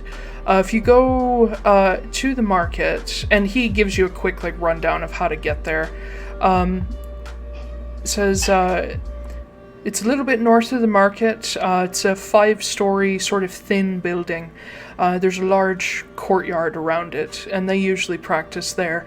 I believe since it's summer, they're having some pretty regular bouts and tournaments and whatnot, so you may be able to get in on one of those. But there's always people there willing to teach. All right. But if you get lost or anything, just look for one of the town criers. They're meant to guide new people. Perfect. And I'll go look around. Is Lorcan still here? He's sort of... He hasn't picked a place to go yet, so he's sort of walking around, looking at things with his hands in his pockets. Just looks like he's thinking. Hey, Lorcan. Yes. You're coming with me today. You don't really know how to use that. We're gonna go see about getting you a little bit of training. Oh, okay. Hey, if you ain't got magic, you're gonna have to survive somehow, man. Yeah, I suppose. Yeah, sure. I've got fuck all else to do. I pat him on the back and say, I'll go easy on you. As we walk out the door, and I just kind of give Aubrey a wave as we leave. What's Christmas doing? So I'm so glad that you asked. So there'd be a short pause after Magda walks out the door, and soon followed by Jasper. Well, so as soon as Magda closes the door, I'm gonna put a hand on Noah's shoulder and say, "It has been very nice meeting you. You seem like a lovely fellow." I'm gonna snap my fingers and I'm gonna turn invisible. Okay, bye. And I'm gonna follow Magda. Oh shit! Okay. I So immediately look at Devria and I'm like, Devria. Is Is he a ghost? Devria, is he a ghost too? Or like, is anybody in this tower real? And she cracks a small smile and she's like, no, he's just a relatively practiced caster. Ah. Okay. Maybe you should smudge the place, like, just to be safe, but, I'll let you handle that, As you say that, she gives you this very serious look and says, I look after the ghosts here, Mr. Borago. Okay. I mean, that's... And then she smiles and walks away. Oh, God. Okay. And Noah's just, like, nervously looking around the entire place. He's, like, walking around with his hands in front of him. He's like, okay, I don't want to run into the ghosts or nothing. Yeah, you just get a lot of stares from the staff. But Magda... Yeah. Magda's... It's the ghost, it's fine. Magda, as you head out, where are you going? How close are we to town? Is there like the grounds are literally within the city limits, so by what you would have gathered from Devria and Aubrey, you're like a few blocks from the central market, so you're like just outside of the city, like the densest part of the city. But the tower is surrounded by super high stone walls and has like a large courtyard like Helena does. Braunstad Tower just sort of takes up its own like estate almost. I want to try and get somewhere less densely populated. You're in the right place because this estate, there's not very many people around. There are groundskeepers, but they're mostly looking after some gardens and whatnot on the premises. You do find, if you wander around a bit, behind the tower, there are some open, like, bare areas that look like they're meant for, like, study or practice of some kind. Bare areas. You see a few outbuildings, like there's a stable that has some ponies and horses in it, and there's, like, a corral as well. I'm gonna go to the stable, actually, and make sure there's no one there. Not at the moment, there's not. Okay, and I'm gonna Just take my horses. mask. I'm gonna take my mask and my hat off and just kind of like put my hands on my knees and like do some ins and outs. I had an epiphany about Magda during that whole conversation. So yeah, so she's just kind of like, taking a moment. And anxiety attack moment, or yeah. I wrote down with a little drawing of a light bulb. Magda has social anxiety. Duh. I mean, yeah, but I'm just kind of like, it's making me nervous thinking like we get another person that we're going to add to our party, and then we have to meet Noah's family, and then it's just and so I was like, and your dad's gonna die. Oh god. Yeah. So that just kind of made me go, oh, that makes a lot of sense. You're there for a moment, just kind of breathing, and then you hear a little knock on the archway into the stable. Quickly pull the mask up, put the hat back on. What? It's just me. You see Jasper kind of poke his head in. It's like, are you okay? I'm fine. You don't look fine.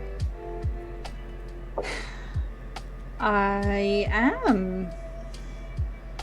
I'll take my mask down. Look. That tells me that you're definitely not. Okay. Jasper, what do you want from me? I wanted to make sure that you were okay. Well, I'm not, so... What's wrong? It's nothing that you can understand or anyone else can understand. I don't even understand it. I mean, so... I can't understand it if you don't say anything.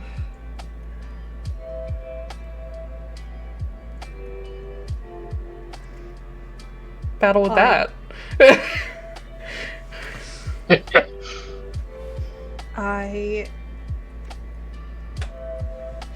I was pretty okay with our little group. Not okay, but you're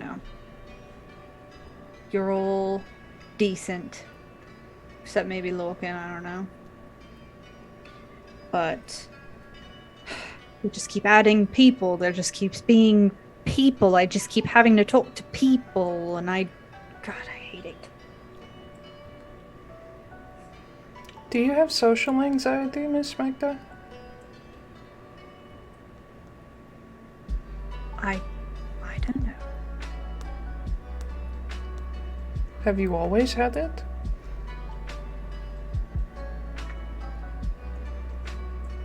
Actually, I'll kind of sit down on a fairly clean patch of They're like stools and hay bales. Oh, okay. Yeah, I'll sit on a stool or something. And he comes over and perches on a hay bale. Not too close to you, but nearby. I don't know. When I was younger, I actually I had a lot of friends. I liked being sociable, but ever since all that hasn't really been my priority. Are you scared of people judging you for what you look like, or you just don't like people anymore? It isn't that, it's just the more people there are, the more likely they are to betray you. Or the more likely I am to let them down. So. And he nods, sort of looking down. I do understand that.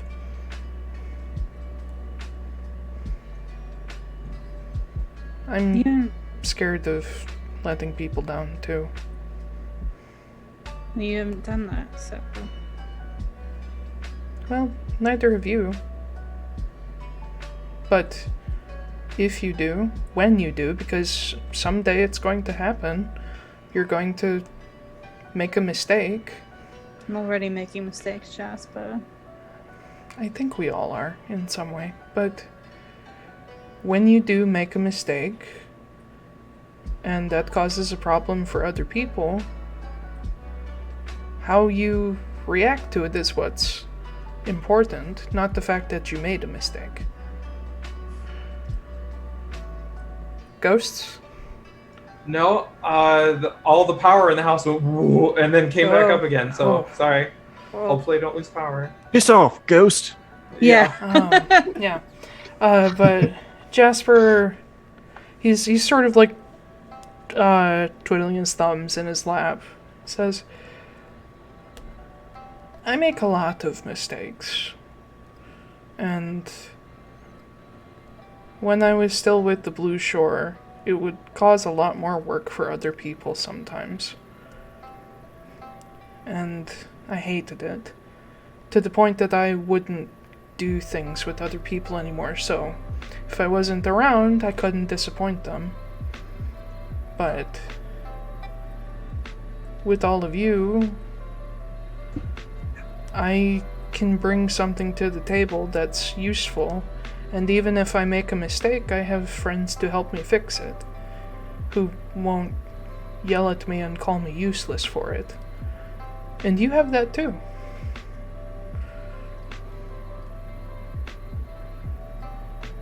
I was fine with it when it was just you all. Well, this new person, he doesn't have to change any of that. Because unless you decide that he's one of the group, his opinion doesn't matter.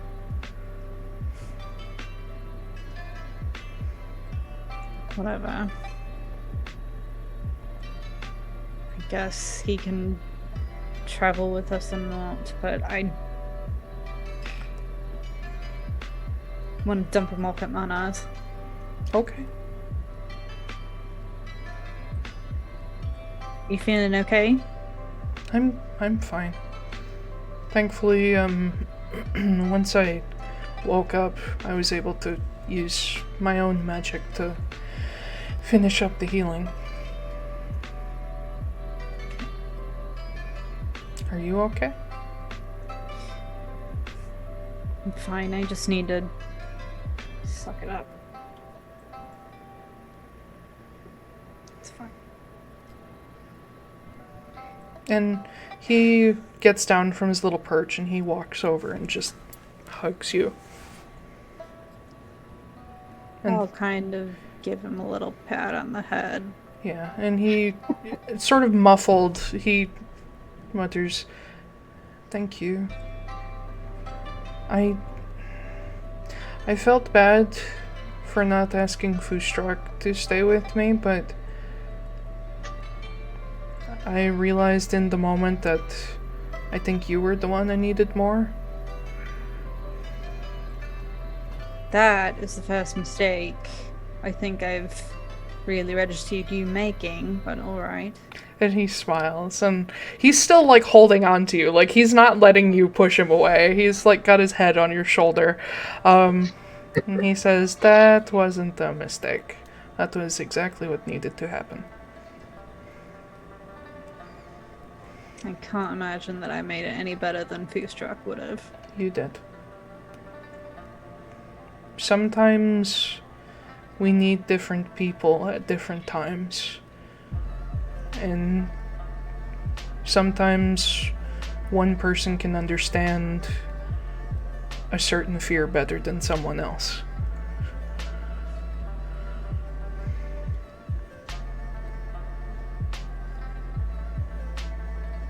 Yeah, maybe. And he kind of smiles to himself and says, "I appreciate how non-committal you are to everything I seem to say." It's just kind of... It's not a you thing, it's a just everything. I know. Thing. I'll eventually just kind of like pull my hands up and actually like hug him. Yeah, he gives you like a little squeeze. And when he does pull back, he sort of glances around in the stable and says, "So I guess we're going back to Religer tonight. Mm-hmm. Do you want to go into the city and look around, or I don't think do you want so. to be left alone?" I think I'll maybe just... I should stop up at the AMC office. "I'll go with you." "Well, maybe I shouldn't." Yeah, I can go by myself. It's okay. "I don't want to cause more trouble for you. I don't want you to have to deal with any trouble, so... Maybe someday I'll learn one of those illusion spells and just make myself look like a halfling or something, and then I can go anywhere." I'm sorry that you have to do that. "I can't change the way I was born. Other people are just going to have to deal with it." We'll give him a little hair ruffle. His little tuft of fur is just... Oh, and he kind of chuckles and, like, mats it back down. Says, "Okay, well, I'm going to go ask if I can ride the pony." And he takes off. Alright. I'll spend a couple more minutes there just kind of, like, mellowing out a little bit until I take off. Okay. I have Yeah, Christmas. 3 questions. Yeah. You've been here to listen to a lot of this. One, I am fairly confident that Jasper referred to Magda by Magda the Yes. whole time, not Miss Wrenly. Nope. Yes. Cool. All right. 2, did I get the sense at any point that what Magda was, the way that Magda was behaving was like fake in any way. Make an insight check versus... Well, she didn't know you were there, so... Yeah. And Make an insight check. I'll set a DC for myself. 13. Magda? What do you think based on that roll? Yeah, it was totally real. Like, I don't think she was hiding anything. She doesn't want to hide anything from Jasper. Yeah. Not hiding anything necessarily, but there is an understanding about an issue there that you don't know of, so you lack the context for some of what she says. It was more just like, does it seem like she's putting on, like, because obviously, like, the non-committal thing, that's just regular Magda, it feels like. But he was, like, going to see if there is, like, literally just, like, I am manipulating this small child. He's not a child, but that's true. Yeah. This small kobold. No, on Jasper's end, there is an inherent, like, trust there. Like, I would never fear turning my back to this person kind of, like, and almost a reliance in a way, and him wanting to sort of return the favor. With Magda, it's much more distant, but there is at least a growing friendship there, if not a closer bond. Yeah.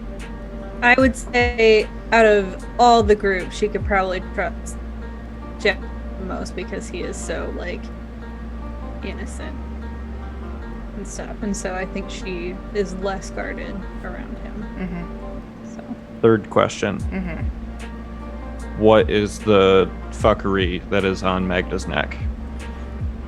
Would I be able to... Did she pull down her mask? I did, yeah. So you see along the edge of the jaw, sort of getting into the lower cheek area, there is what at first you're like, oh god, is that like necrosis? But it looks like desiccation, where it's not like gross and like rotting.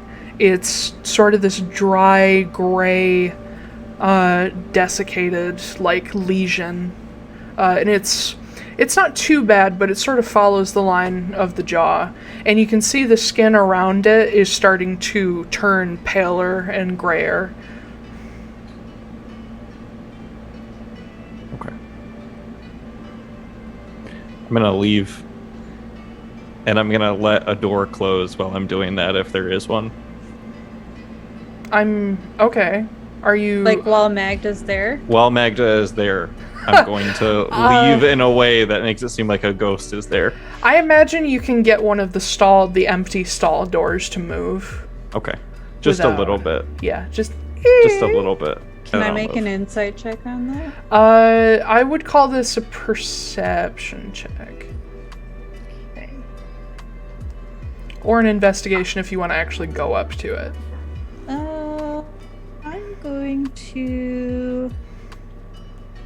Well, because I'm trying to see, like, what was that? What made that noise?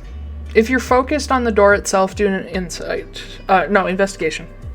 Okay, and I have advantage. You can't insight inanimate objects. Yeah. 23. 23. Yep. Something fucking moved that door. And it wasn't the wind. Do I see anything, like, following the line out of the stable, if there's any other indication of... You can either look for tracks with a survival check or do a perception to just scan and see if there's anything out of place. Do you want me to roll a contest for that? Yeah, give me a stealth check with advantage since you're invisible. I'm gonna do survival with advantage because that's just what I get. Yes. 16. 18. Shit. You look and there is evidence of something being there, but there's no trail. Like, whatever it was is just gone. And there's nothing to tell you what or who it came from. I will leave. Okay. You get the fuck out of the stable.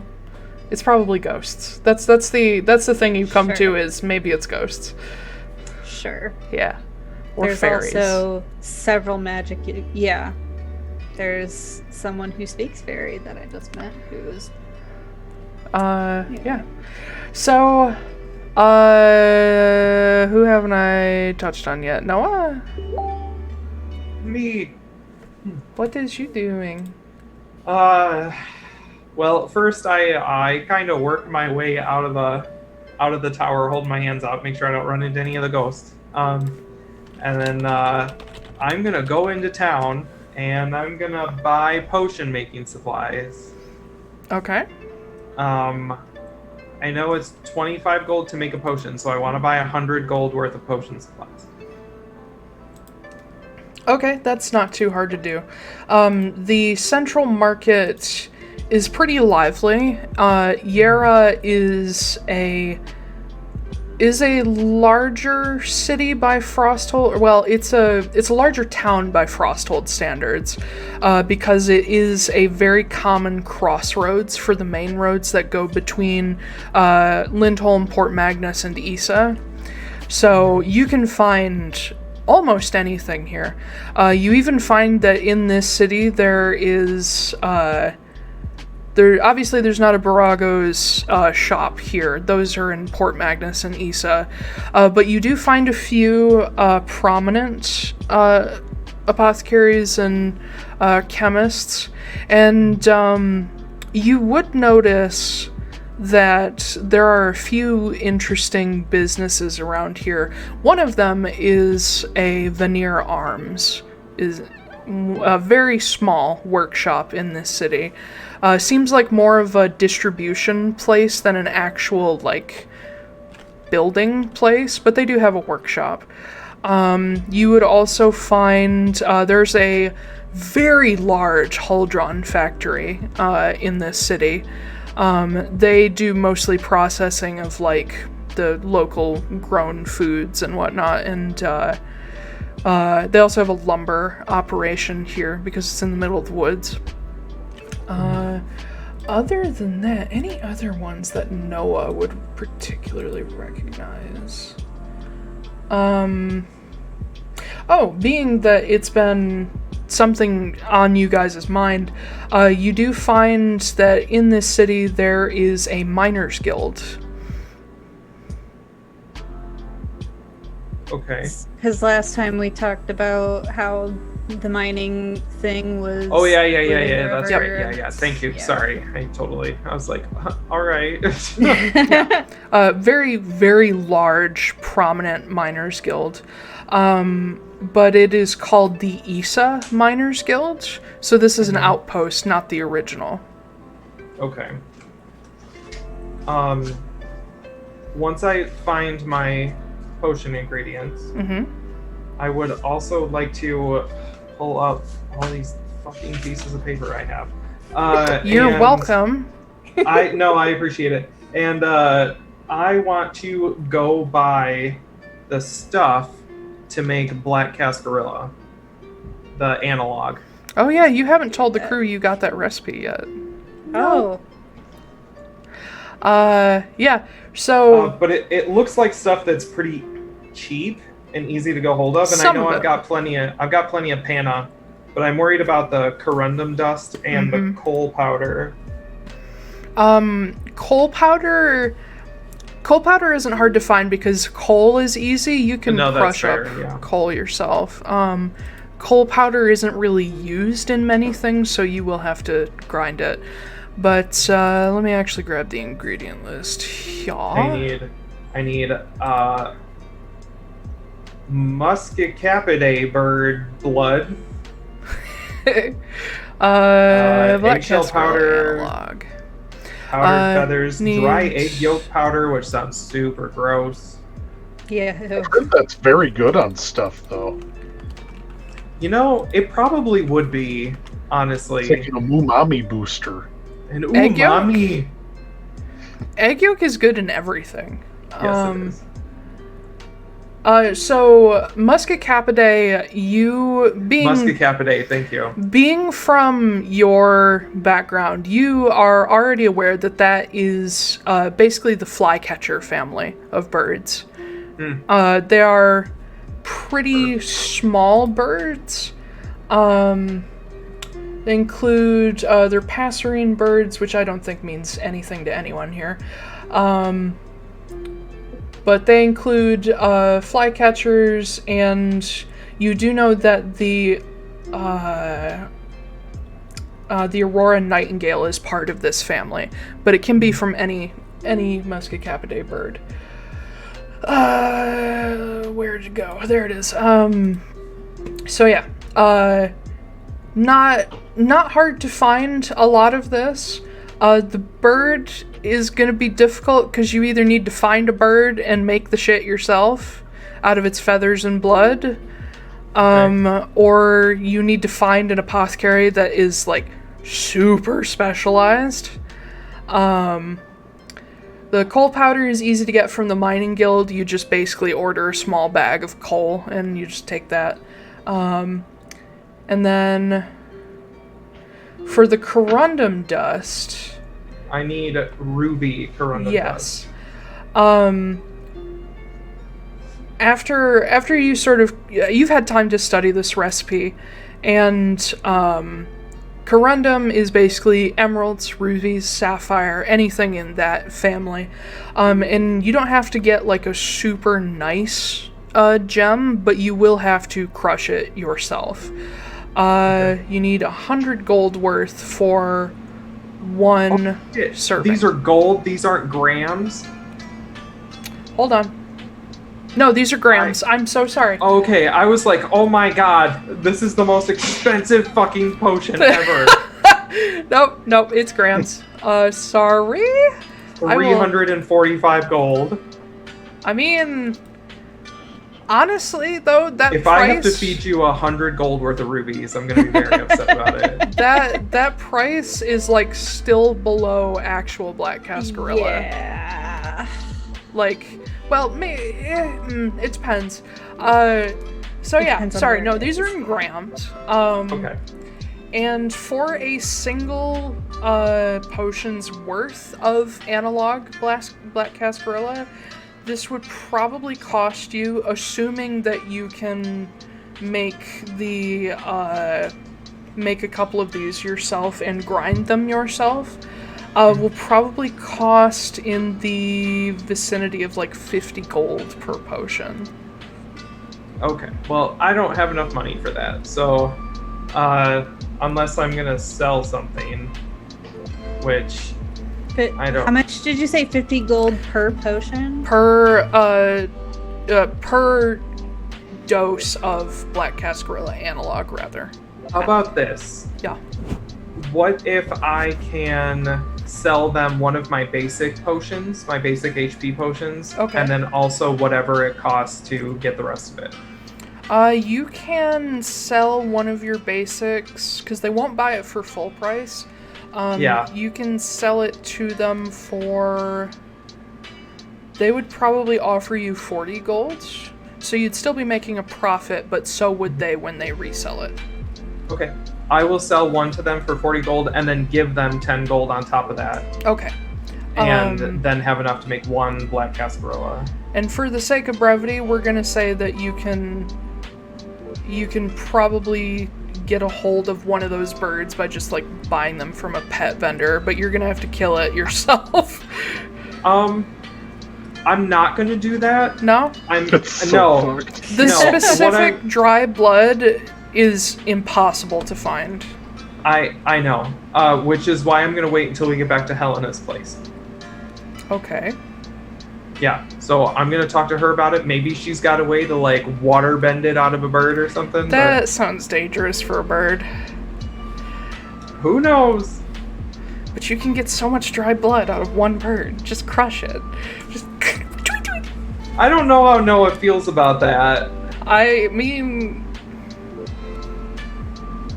it's just a developed egg. That's all it is.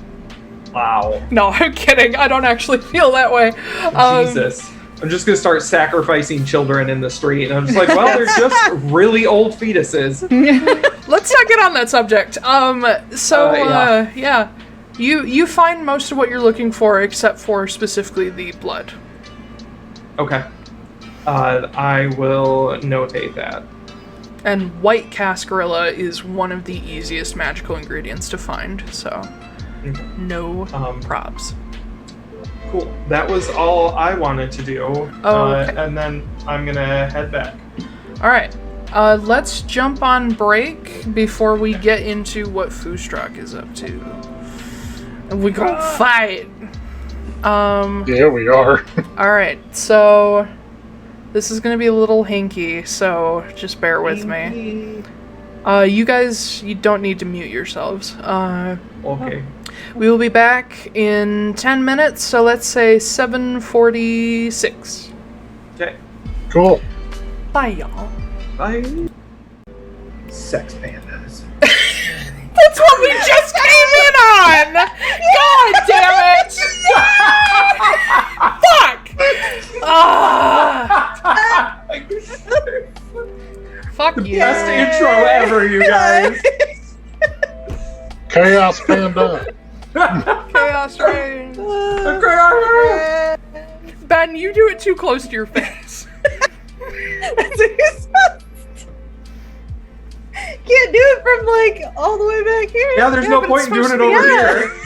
It's supposed to be here because you can't have two men standing in front of you that close. You it has to be side to You side. can. Yeah. Shut up. If But anyway, one of hello, them- hello, If one of everybody. them's really No, long no, in the third no, leg. No. No. Absolutely not.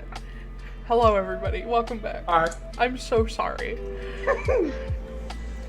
I'm not. I'm not. I am. Sex pandas. God. Alright. So, Foostrak. You're on your way to the fighting pit. With Fighting Lorcan. club. With Lorcan. Yeah. He go and do some learning. Yeah. Do some working. Just making sure I got everything here. Thank you for laughing at me. I didn't even hear what you said. I appreciated it. It was terrible. So yeah, you guys head into the market, probably pass by Noah at some point. Oh, hey there. Well, hey, you guys. Hey, man. Oh, where are you guys going, eh? We're going out to the fighting club. Figured Cool. would be good for me to learn some new techniques, but also Lorcan, he don't know how to fight, and I figured that this will probably be a good way to give him some teaching in a less deadly environment. Ah. Well, I'm kind of done with my shopping, so if you want some to learn the old 1-2, as they say, I'd be more than happy to help. Would, I mean, you are welcome to tag along. would I be able to catch up with them too? Yeah, and tag sure, along? why not? Okay. Don't leave me out! Well, just so I'm not sitting here for like an hour while you guys fight. Yeah, Oh, you're Magda all- just wants to see Lorcan get the shit kicked out of him. Yeah. I mean, I was heading into town anyway. Anybody is welcome to tag along. Jasper won't because danger. Yeah. He's riding a pony. Yeah, he's learning to ride because he has not ridden anything in a long time. They have ponies, Same. but nobody lets him. Shut up. Nobody lets him ride the ponies at home. If Magda catches up with the rest of the group, then technically I am too. Yeah. So I will use the opportunity once Magda is not looking to just put a hand on Noah and end my invisibility. Just on his shoulder again. Oh, grapes! Great! And can I do I feel like my initial reaction is gonna be whapa! Yeah, karate sure. chop him right in the face. Make an attack roll. Okay. Oh yeah, that's gonna be an unarmed strike, which is a -1. So that's gonna be a 3. Yeah, you go to strike out at him, but Christmas just sort of deftly dodges around. Oh, you scared me there, guy. I'm sorry, I've been here the whole time. Who's been here the whole time? And I walk up. I see believe. I The believe it. Feywild Cowboy. Oh, you. Okay. Oh. What are you guys doing? I think we're gonna go beat up Lorcan. Oh, cool. You I'll know, tag along. I know that's not the point of this journey. Nah, we're going to teach him how to fight. Yeah. We're gonna learn you how to fight. What are you Don't you- gonna do? Just, like, ambush him? Yeah. Can you? Man, I was going to take him to the fighting club, but That was a fighting club. Aren't we not supposed to talk about that, you guys? It's not Fight Club, it's Fighting Club. What it's in the future tense, so it's okay. Are you not able to? You know what? Never mind. What? No, say it. Go on. Well, no, I don't think I will. Know how to finish the sentence around me. Good grief, are you that bad at flirting? I pity the woman that comes across your whatever. Is that why you can't talk to me? Because I'm a woman? Is she always like this? Yeah. A little bit, Yeah. yeah. Oh, yeah. Okay. I'm terribly sorry. I did not catch all of your names. I know that your name is Noah. Noah Nicholas Nesbitt Borago. One more time, please. Noah Nicholas Nesbitt Borago. You can choose any of those you like, or if you want to come up with something new. We might- mostly call him Noah, sometimes Nick. Okay, gotcha. And you, I've heard referred to as Foostrak. That's my name. Right, and Lorcan, we all know who you are. And Sure. Magda, Yep. you got a last name, Magda? No, none of us have last names unless you do. Oh, except for me, I have several. You've been, well, yeah, and you told me. You were all introduced to me with my last name. That's true. Yep. I saw the scowl from the DM there. What? I didn't. No, say you're good. anything. You're That's good. fine. Also, I like how Christmas doesn't assume that Foostrak has a last name. Right. You're a Minotaur. Like, he's too Clearly dumb. not. Miss, Wrenly. do I believe her? Make an insight check. Versus persuasion. I mean, that wasn't lying. You're not, but you have to persuade him that you're not. Okay. If you were lying, it'd be a deception check. That was a nat one, and I have a -1 to persuasion, so 0. it's a 0. It was an 18.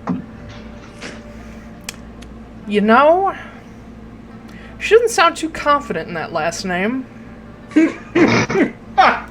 That she's had all her life. You know how we used to make fun of Magda for beating up a kid? This is the new one. Oh my You god. sure is. Yeah, even Lorcan looks over, is like, is that your last name? Yeah, you have given me a hard time for coming up with the words to say around you, but I at least do know what my name is. Yeah, you caught me. So I have no. My name is Princess Consuela Banana Hammock. No. I don't know. Call me whatever the fuck you like then, if you don't believe me. I'm just genuinely curious what your name is. I but- told you what it is, so. Alright. I look at the other people here. Do they look like that's her last name? some of them don't look too sure anymore. Alright. I will Foostrak's say- mostly just concerned. Noah's just like, oh, okay, yeah, that's fine. No, it doesn't care. Yeah, Noah doesn't give a fuck. Are you. Now I'm concerned that you're not giving us your proper name. Christmas. What the fuck kind of word is that? A name?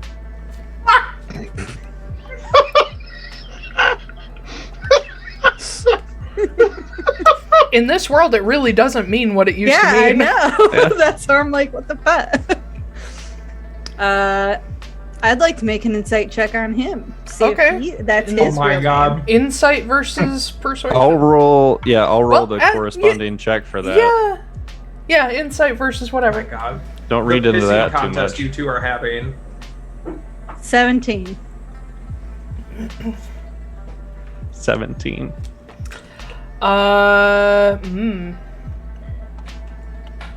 Well, in battle standards, meets beats when it's the Yeah. challenger. So, no, you don't believe that that's his name. Why don't you tell us your real name? You first. Magda. Fine. Alright, fine. I'll break out these chuckle fucks all know it. Magdalene Louise Wrenly. Yeah, that's my full name.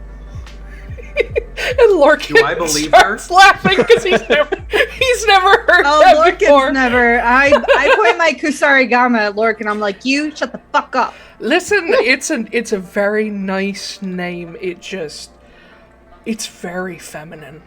You've got almost as many names as I do. It's not Magdalene, it's Magdalene. Yeah. Oh yeah, almost as many as I do.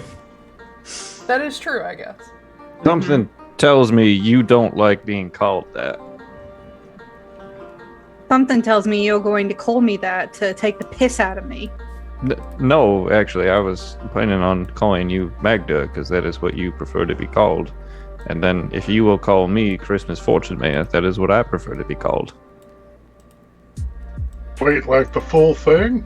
No, you can just call me Christmas. Oh, okay. Magda, you gotta call him by the full thing. Yeah, well, that's not his name. Now, is it? He's hiding something. I already don't want to have another person joining us. Good Christmas. lord, you people. He's just a guy.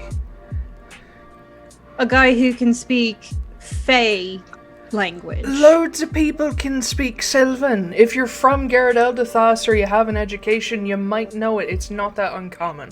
It's only slightly less common than Elvish. Shit, Lorcan just called you stupid. He didn't call you stupid. He's just saying that people who have access to formal education, like money, often know Sylvan.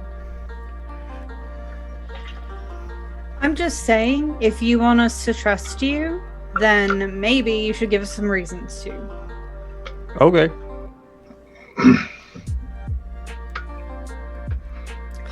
Whatever. Let's go fight. Won't go kill me something.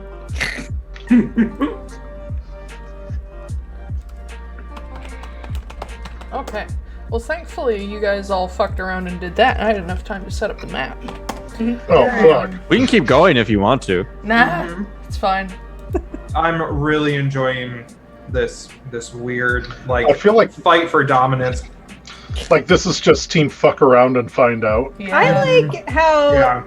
Koop, you were like, I think Christmas and Magda are gonna get along, and I'm like, you So far, thought. Christmas and Noah are getting along. Yeah, I knew that was gonna happen. Besties for life. Yeah. Dude, we just become best friends? Yeah. Totes. I don't know that movie. I don't know. Foostrak and Christmas are not getting along poorly at this point. We're not speaking to each other. True. That's a different but- thing. He does actually really enjoy you messing with Magda just a little bit. So, I mean, who doesn't?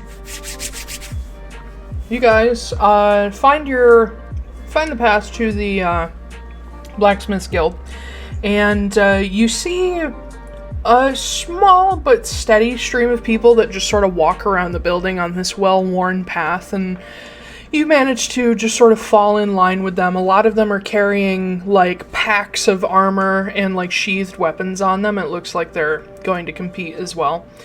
And as you go around the corner of this sort of tall, thin building with its workshop, you see this big sort of courtyard area in behind, like, the entire... It's almost the size of the entire block. It's just behind all of the buildings and fenced off.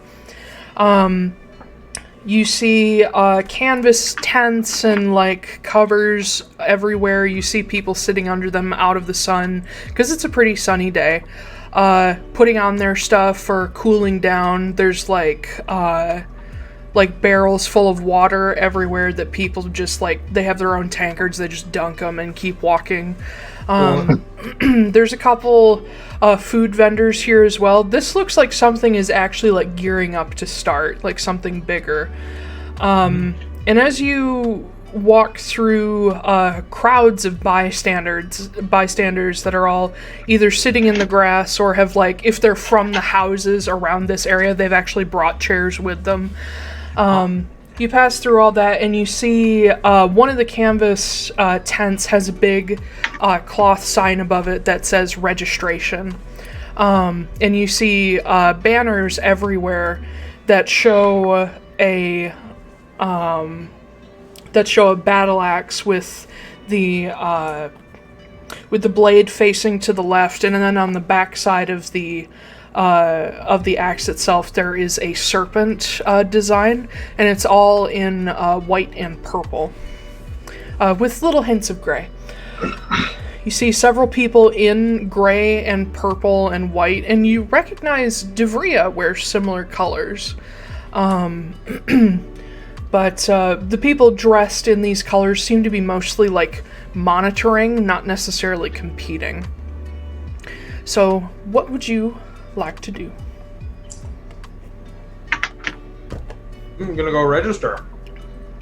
Okay, so Noah just saunters right up to the registration table. Mm-hmm. You see standing behind it, which I don't think any of you but Foostrak have come across this type of person yet. You see a very pale, slightly blue-skinned, gigantic person. They have some light, more decorative armor on, little bits of metal here and there, and they have a tabard with the purple and white. And they're leaned over this very large table, a number of ledgers, and then you can see their like tournament sheets laid out. This person, you can immediately tell they're male just by the beard they have that has all these beads and decorations in them. Magda, being where you're from, obviously you know this is a geary person. You see them everywhere in Amnoblin, just not down here. And he has a lot of very traditional, like, jewelry and decoration about him, that would tell you he may be from the Jotun Circle in Amnoblin. So he may have once been, like, a traditional, like, nomad by the way he looks. It's been a while since you've seen any of them. Wow. But, Noah, you walk up, and this geary man looks down at you and says, "Hello, how can I help you?" Yeah, hey there. So I'm thinking about registering for the, whatever the shindig you got going on here is. However, I kind of need to be in something where people are using weapons of some sort because, as much as I like the old mitts, I can't do any damage. Yes, we have different classes for different types of fighters. What do you specialize in? I whip out hunky dory. We do not do gun matches. Okay. Put hunky dory away. Whip out a spear. Okay, we can put you in the Or what about a crossbow? Not really with the ranged weapons in general. Okay. A spear, I can probably make that work, I suppose. Alright, well, I'll put you It's been a little bit, but... I'll put you in the medium racket. Can I have your name? Noah Nicholas Nesbitt Borago. You got the short name? No, Noah's fine. Okay, Noah, medium. Do you use magic at all in battle? I sure do. Alright, and he writes that down as well. Says, entry fee is 1 gold, and you are welcome to... Normal people take part in this. Like, a gold is a lot of money. Okay. But he says, you are welcome to bet on yourself, and he motions toward another table. We do bets by every gold piece, so nothing lower than a gold. Okay. And he writes all that down, and you see him reach into a box next to him, and he pulls out a purple armband with a number sewn into it and hands it to you. Says, keep this on you, Yep. and we will... Oh, sorry. Great. and we will call your number when it's your turn. What is my number, eh? Your number, let's say, is 13. 13. Ooh, lucky 13. Mm-hmm. Okay. I'm gonna wait for Foostrak to do his thing, and then I'm gonna go to the betting table. Okay. Foostrak, you step up with Lorcan, and the Geary man does the same thing where he asks for your names and your preferred fighting style. You will learn that the available brackets are hand-to-hand, unarmed combat. Then there is steel fighting, and then there is mixed fighting, which would be with magic. So, I mean, I do just want to say, the guy over here, he's mostly just looking for training. Is that available for him? Well, this is a tournament day, but we can certainly see if someone is willing to show him a few pointers. We can also set him up in the beginner's bracket if you'd like him to try his skills against somebody. I just look at Lorcan like, oh, what do you want to do? That sounds terrifying and painful. And What? the Geary laughs. He's like, oh boy, you're brand new. Or, whoa, god damn it. You're brand new to this, aren't you? Why don't we set you up with... The children's line. No. Why don't you give me a moment? I will send somebody to get a mentor for you. You don't have to compete at all. And Lorcan, what is it exactly that you are gonna try to learn how to fight with? and he sort of taps the rapier at his side. He also has a smaller shield. Ooh, I'm debating. Looking into the future. Is there anything in this for me? Is there anything in this for me? Yes. You know he has a lot of money. If you would like, I also know how to fight with one of those. I'd be willing to teach you. And he glances at Foostrak, because Foostrak is the one sort of leading this whole thing. I love that everybody looks to Dad for permission. Not permission, No. but just like help. Approval. If you'll excuse me, Foostrak, this seems like it was your idea, but I don't foresee you having much experience with something like a rapier. Oh, absolutely not. I mean, I think the last time I used one of those things was to pick my teeth. I don't really have much capability with them.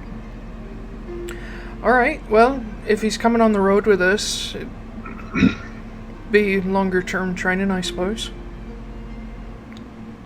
All right. And he looks at the Geary, who's like waiting on your verdict, and he's like, I think I'll stick with this gentleman for now. Thank you, though. And the Geary nods, and Lorcan steps out of line.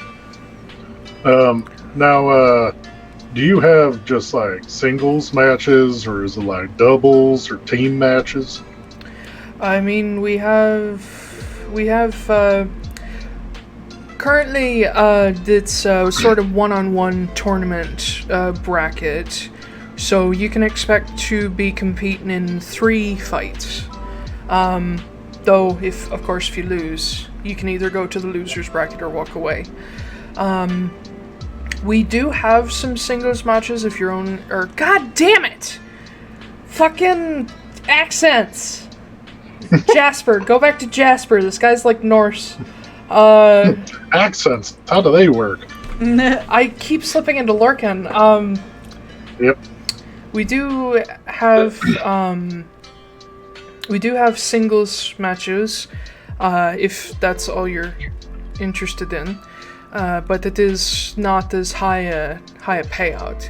Basically, you and your opponent agree on what to bet, and whoever wins walks away with all of it.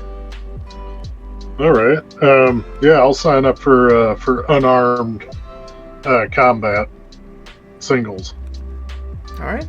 And he pulls out another sheet and writes down your information. It says, "Now, I think I know who to put you up against." And he writes down a couple things and hands you your number, 14.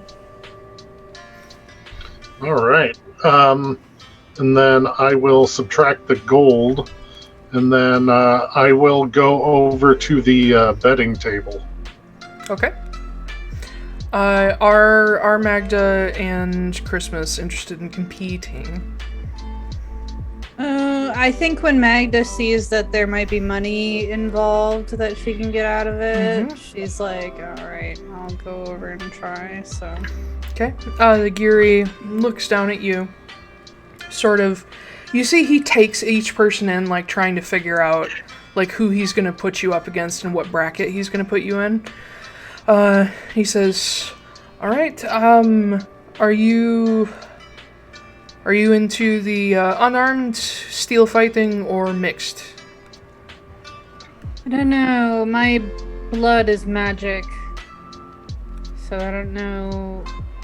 Oh, are you part of what the Guild of the Gate? Yeah. What clan are you in? Taiylor. Haven't had one of you in a while. All right. And he pulls out another sheet. He says, "We do actually have, if you're interested, we do have another. We have a self-proclaimed monster hunter here with very similar abilities to your own.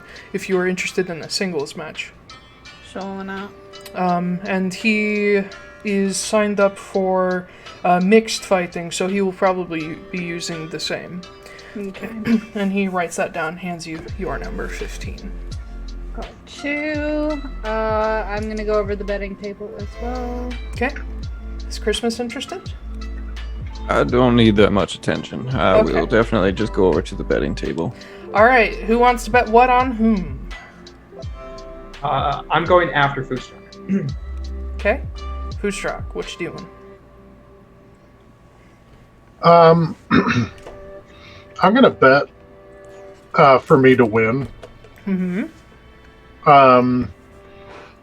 And I think Foostrak's gonna do. I think he's gonna put down a platinum. Oh, shit. Alright. Yeah, when you slap that down, the dwarven woman running the table is like, "Good lord. Alright, I hope other people have enough money to make that worth your while." She writes that down and takes your number and carefully puts the platinum in a separate box that is very heavily locked. It's a lot of money. Sure is. When Foostrak is away from the table, I'm gonna go up and I'm going to put down 2 platinum on him. And she once again is just like, "Good lord." Okay. He's really good. Yeah, I hope so. And she takes that and puts it away. You guys do know that they do take like a percentage if you, regardless of whether you win or lose. So she's just thinking like, "Oh my god, we just made so much money." And she puts that away and gives you, when you guys bet, she gives you a slip with the numbers and the odds. Or the, not the odds, because this is whatever. It's not horse racing. No. Gives you a slip with the number, the amount you bet, and the name of the opponent, which she quickly gets from the other guy who sends her over information. I'm also gonna put a gold down on Noah. Okay. She gives you a second slip. Wow. Fucking voted confidence. Damn. Listen.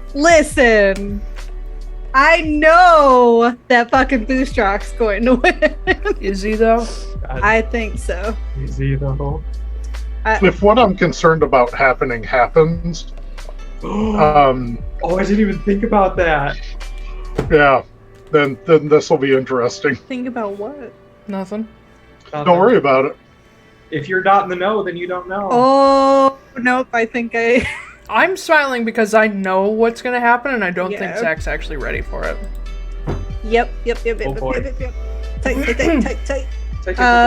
Not changing anything. Also, Yeah. Ash, if they had a doubles match, Foostrak was going to ask Magda if she wanted to pair up. They do have doubles.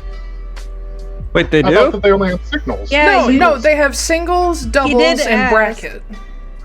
He did ask, so We yeah, didn't hear he about didn't the say doubles. anything. Oh, I'm sorry. I thought I said yes to it. My bad. Yeah, there Changes is. everything. There is retcon. Do we want to go back and do doubles then? You guys can I say mean, that I'm you signed down. up for a double. Yeah. Okay. Yeah, Okay. I'm If down you- with that. If you Foostrak want and to Magda. bet on that match, that's a separate bet. Okay. I'll keep my same bet though. So like- are we just doing doubles, or are we gonna do double and single? I was just going to do the doubles, Okay. Okay. I'll Does do. Mag- but I'm still going to bet that 1 platinum on us. Okay. Gotcha. Yeah, Make sure I'll do that you too. write this down for yourself because I cannot keep track. Yeah, I'll do that too. I'll just do double and then keep the same bet. Okay. Nick, you don't. Well, no, sorry, Noah.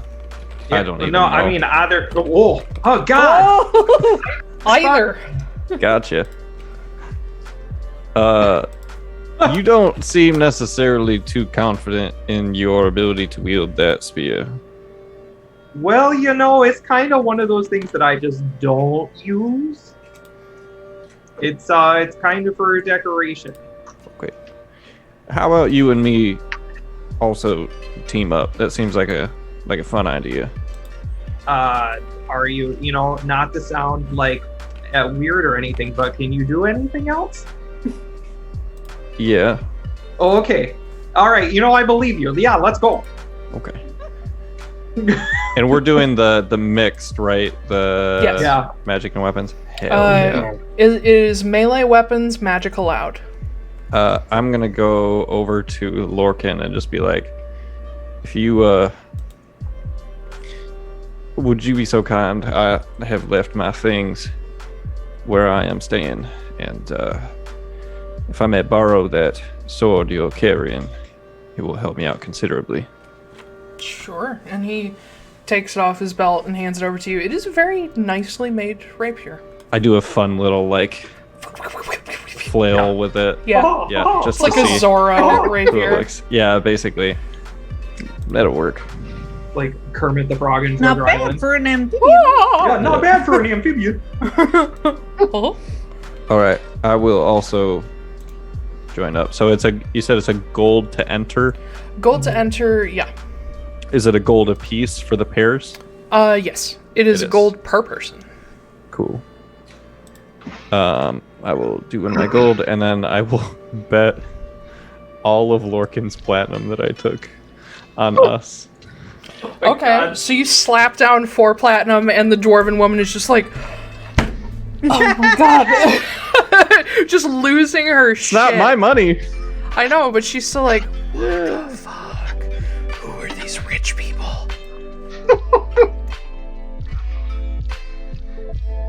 And then once he's done, I'm gonna go over there and I'm gonna be like, I don't really know how any of this works. I'm not really the gambling type. My mom back in Reese's Rich, she was always like, you really shouldn't gamble, but it was just one of those things. I feel like I should try at least once, You guys, I have to jump away for a second if you can hold the stream. Oh, I'll be sure. right Okay. back. Yeah. Is everything okay? Everything's okay. Well, let me tell you guys about a story back in Reese's Rich, shall I? This is a story. About a rich guy. I'm not, I'm not that rich. Has a watch that shits on a Rolex and specially requests another one. Yeah, and I'm just like, that I got for free. I didn't even have to pay for. And Magda still doesn't wear. Knows like all the most famous people in the world. I mean, they're not famous if they're just people, right? They're like part of the Obsidian Collective, so they're not just people.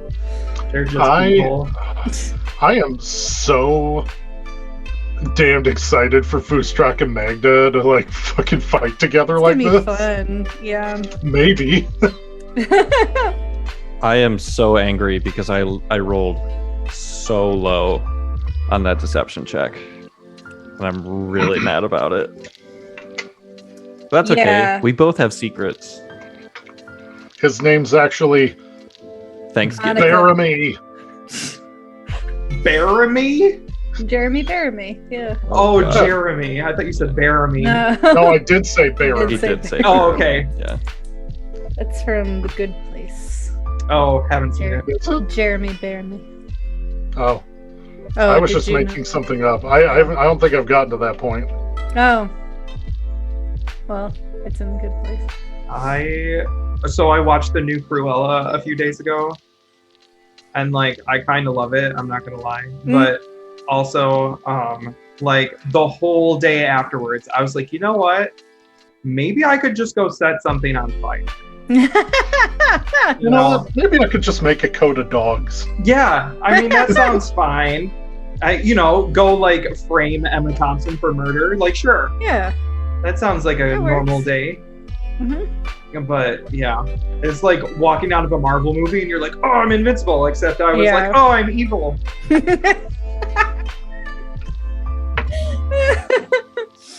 That's definitely what you should take away from that movie. Yeah, absolutely. And then I watched the Glenn Close one last night. Oh, yeah. She's amazing. Oh I haven't seen that one in so long. Her maniacal laughter is fucking incredible. It's so intense. I can already tell that if Christmas and Noah fight first, that means that some shit's gonna go down when Magda and Foostrak fight. Good prediction. Sorry, Speaking of which, my across the hall neighbor Taiylor asked me to grab a delivery for her today because she wasn't going to be here, so she just came and got it. Anyway. I need to go to the betting table, eh? Yeah. Yeah. Do it. That's what I was doing. I'm just like telling stupid stories. Yeah. So I would like to put 15 gold down on myself and my partner. Good Lord. And I'm going to put 15 gold down on the other two. And then we're just going to hope it goes well. Okay. Gonna win back all of our own money. Yay! Maybe. Yeah. Make sure you all have your bets written down. Yep. And I have mine written down. Oh, yeah. 1p bet. 1p. All right. So, after you all get your shit together, is there anything you want to do while you're waiting for your matches to come up? Is Christmas number 16? Yes, he is. Okay. I'm just gonna stretch. Yeah. Well, no, actually, Magda is just gonna like stand there with her arms crossed. She doesn't need to do anything. I'm like stretching. I'm like shadow boxing. Oh shit, we're mixed. So I could bring my maul in if I want. Yeah. Yeah. Yep. You also have that enlarge potion. I do. You're allowed to use it. Ooh. So, just so you all know, the rules, I'm sorry, Ben. The rules for your matches are, I believe you're all taking part in mixed. So you cannot use ranged weapons, but you can use ranged magic. You cannot use nets or whips, or anything that binds, unless it's magical. And once your opponent drops to the ground or taps out, or the instruction is basically, if you're done, kneel. If you're knocked out, you're done. Or if somebody gets thrown out of the ring, which is going to be very hard because it's a pit, you're done. Unless it's Foostrak. Yeah. Yeah. Gone. Large just grabs and Just a chucks. starfish. Team kobold. Rocket's back in, messing up again. Just fucking hucks a dude. Yeah. That's my other favorite word next to Hork is Huck. Huck. Huck. I love Huck. I say that one all the time. You can't say Huck without like sounding very southern. Huck. Huck fan? It's a gagging motion. Yeah. It is. Hjork. Yeah. What? It's Huck. like Hork, Hjork, Huck, and Hyonk. Those are all great words. Young. Yeah. Wait. Hyonk. It's the bay. It's the boy. Here's the Wait. boy. It's the boy. Hello, Boy. Oh my Welcome. God. There we go. No. Anyway. Too much TikTok. Yeah. So, Christ. otherwise, basically, they're saying do not kill your opponent. And once, if medics enter the ring, you are to stop immediately. Kill the medics. No. With yeah, guns. With guns. With that, you guys do watch a couple rounds go by. Seems like mostly locals and then members of the fighting guild. And then there are a few like outsiders that have like sort of shady like nicknames that they're announced by. And then there's people with names like the Hammer and the fucking I don't know, the Fragile Masculinity and Yeah. Yeah. I've got balls on my truck. yeah. But you see all kinds of people go through here. Is anybody... Foostrak is distracted, but is anybody paying attention to, like, the people waiting to fight or anything like that? I'll yeah. survey them. I'm bugging people. Okay. As I'm Noah like- do. I'm just going up to like random people. I'm like, oh, hey, are you doing the thing in the fight in the pit and stuff? Because Yeah. like I gotta tell you about this one time that we had a pit fight back in Reese's Ridge. Alright, yeah, you are weirding people out as they're like, who the fuck is this guy? But Well, if you see, the thing is, it was a pit full of barbecue sauce, and then you got to wrestle. It was a barbecue pit. Isn't that hilarious? My gosh. a few people, mostly gnomes, are like into it. They're like, oh, that sounds real fun. And yeah. We just throw some corn in there while they're going, and when it was done, it was all ready to go. Good Magda overhears this and like, that sounds like a weird sex thing. Lord. Maybe you don't know what rich people do. Yeah. But yeah, I would It's one of say those Roman Noah's parties. too distracted with the individual people. So Christmas and Magda, if you want to give me perception checks. Perception. That is It's a nat great. 20 for 22. That's a nat 1. Nice. Christmas, For a 4. You are too distracted by Noah being a delight, question mark? And listening to these stories like, does Reese's Ridge really exist? Like, I that sure sounds like a do. fairy tale. But, yeah. Magda, among the crowd of people waiting to fight, there's sort of two rings of people. There's onlookers and there's the fighters who are in the inner ring, sort of in a closed-off area. Among them, you notice a very wide variety of people. And you notice a few Geary among them. There's, like, I believe 3 different Geary that are actually going to fight. You see plenty of, like, smaller folk who, despite their size, look like they're gonna whip some ass. And then you see a couple, like, richer-looking people who have, like, really nice armor and really nice weapons that have clearly never seen a day of battle, and you just clock them like, they're gonna lose. But out among them, you notice there's a couple shadier figures that are sort of average human size that don't really show their face much. Some people wearing cloaks even with hoods up in the middle of the day, and it's kind of weird. One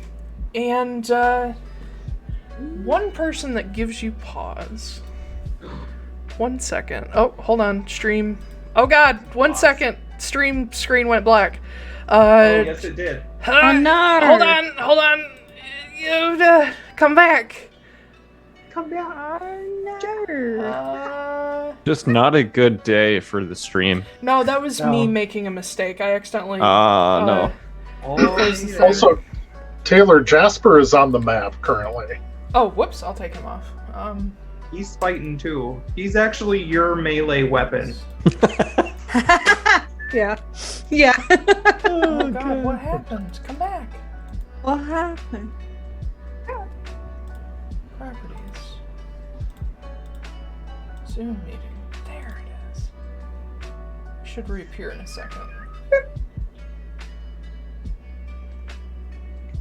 There it goes. Alright. Whoops. Sorry. There's one person who catches your attention, Magda, because they're the only other Minotaur. Yep. It's Kit. Fucking knew it! Yep. I did too. I look, it's Kit. It's Kit. Yeah, I look over at him. Is there anything? It is a female Minotaur. Okay. Oh, fuck. No. Any discerning features on her that? would make me think- She is a sort of. She's a little Wedding small for a like a Minotaur. wedding ring. She at first you almost overlook her because you didn't expect a Minotaur to be that short. She has very blunted horns, like they've been kept short. She has longer, sort of, almost orangish, sandy fur. And she's wearing some very... She's wearing some very, very ragged, like, traveler's clothes. Like, she has, a sort of, like, leather bodice over a sleeveless shirt. She has a skirt on, but you can tell that there's probably, like, she could probably remove it and have, like, pants underneath. Really rugged looking. She looks a little older, like, maybe in her 40s, 50s. But she's just standing at the edge of the ring with her arms crossed, looking down into it, watching these fights. And you can see her tapping on her bicep, just sort of clocking her competition, because she doesn't... None of you know who you're going to fight until it's time. I'm gonna walk over to Foostrak. As he's like doing the I'm shadow boxing. Big Daddy Brooks, yeah. I'm gonna go, hey bud, so I don't want to play the whole like all Minotaurs know each other card or anything, but does she look familiar to you? Foostrak is gonna like stop dead and his eyes are gonna go a little wide. And he's going to look over where she's pointing. Do I recognize this Minotaur? Make me a history check with disadvantage. With disadvantage? Ooh. Oh, there's a reason. I mean, admittedly, I am already at a disadvantage with a -1. Yeah. Oh, cool. Well, they were within one of each other, so I got a 12. Okay. Looking over at her, the first thing that strikes you is she has very short horns, which is not natural. And among your people, short horns usually means they've been dishonored in some way. It's like cutting your hair short in some Dishonor on cultures. you, dishonor on your cow. Yeah! Shut up! Yeah, like, chopped horns are the sign of either a slave or dishonor among your people, because all enslaved people get horns chopped, they get scars everywhere. But the thing that strikes you after that is she is almost precisely the same shade as you. But you can't put your finger on who she is. She's too old to be one of your cousins.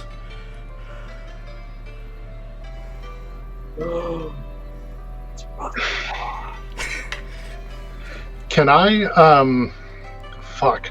I want to... I mean, you can. Not now. I mean, you Well- Probably an inconvenient time for that. I mean, like, God, I want to... I want to try and argue the role a little bit, but I can't. I don't feel like I can without revealing too much. I know you know who this is. Zack 100% knows who this is. But it has been so long and she looks so different that Foostrak does not.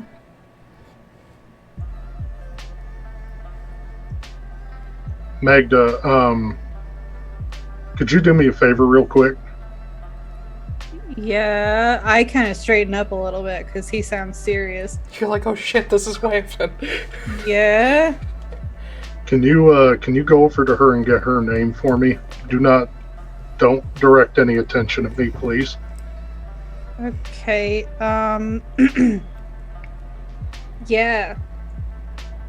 I'll be friendly. I mean, as friendly as you can be, I suppose. Introduces high charisma character to the party. Sends lowest charisma character. They don't know that about you yet. That's true. They don't. You've like stumbled over your words a bunch, so they don't know that at all. Also, Foostrak doesn't know Christmas well enough to trust him with this, but he knows Magda enough to trust her. I know. I just think it's funny.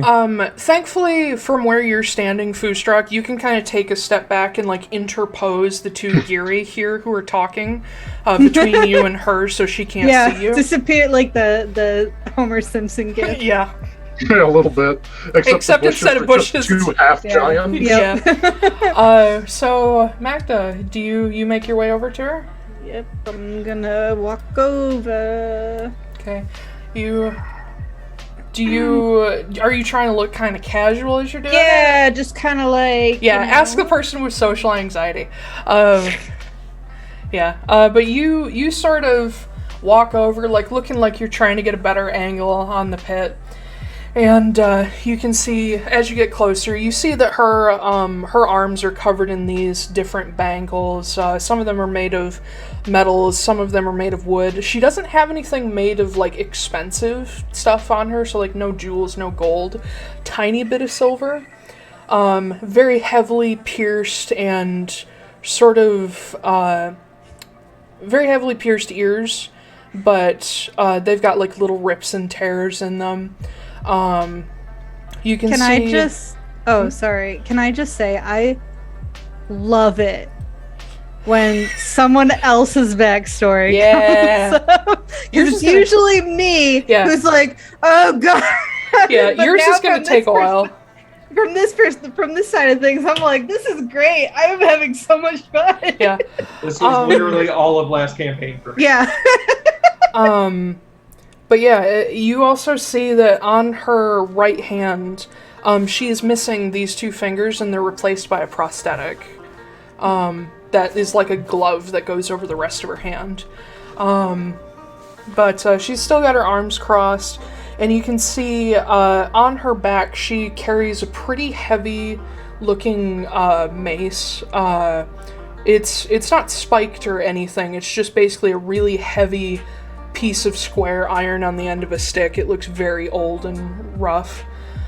But she's just looking down into the pit, and she sees you out of the corner of her eye and glances at you, looks back down, realizes you're approaching, and she turns slightly.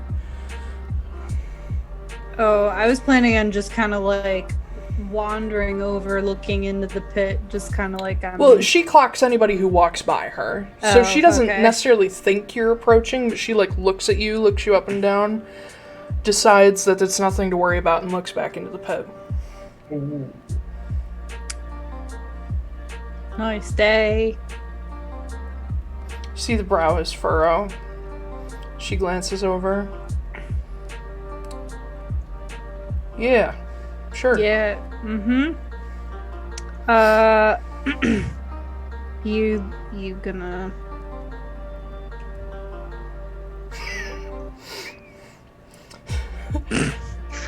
gonna do that? Yeah. Ooh. Are you? Yeah. I mean, not this. I'm gonna do... I'll take out the Kusarigama. I'll be like, I'm gonna do this. But... Nice. That's, sort of a Lock-Many weapon, isn't it? Guess so. Interesting. Can I help you? No, just. And you see her shoulders sort of relax a little bit, where previously she was kind of tensed up. She says, "Are you okay, sweetheart?" Uh-huh. Yeah. It's Magda. Magda's my name. What's... Are you sure you're okay? You look pretty nervous. Nope. I'm great. I'm so... calm. What's your name? And she uncrosses her arms and she reaches out her hand to shake yours. She says, I'm called Rayaru. Rayaru? Yes. Rayaru? Rayaru. R-E-O-R-U.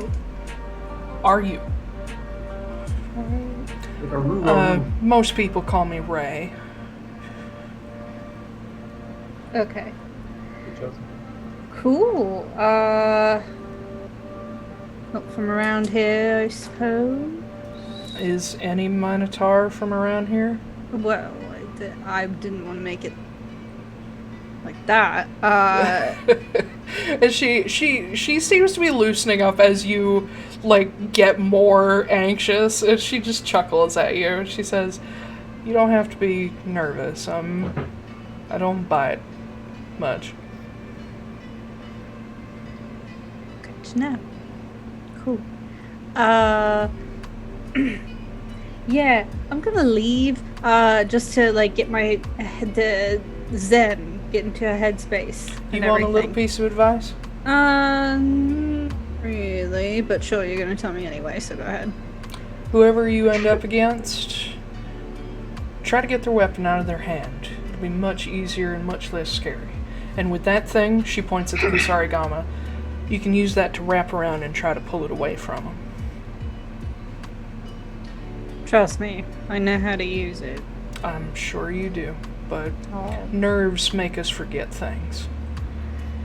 Best of luck. Same. And she goes back to watching, sort of resumes her arms cross-pose. I'll sneak back to Foostrak. Alright, don't ever make me talk to a stranger ever again. Her name was Rayaru? Foostrak immediately hugs Magda. Okay, alright, and then dying. Just sprints away. Okay. Okay. Is that good or bad? Towards Rayaru. Okay. Yeah, you just charge past the two Giri who are like, what the fuck? As I'm gonna follow after him because I'm I don't know if that was good or bad. Yeah. As there's this blur of speed, Rayaru turns and double takes and immediately puts a hand across to her back if she sees someone charging toward her, and she has a hand out in front of her. Oh, Foostrak stops in front of her and just looks her up and down and just goes, "Mama?" Yep. And you see her eyes narrow.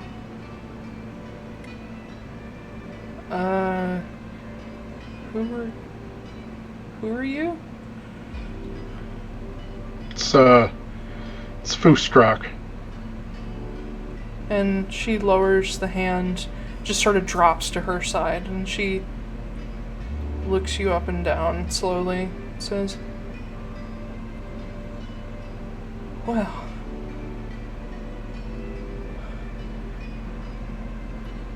you got pretty tall." Oh, he just grabs her. Yeah, and she's sort of taken aback as you hug her, and she's she doesn't know what to do. Magda, you hear this entire exchange. And he's just I listened to you. I remembered what you said, and I listened.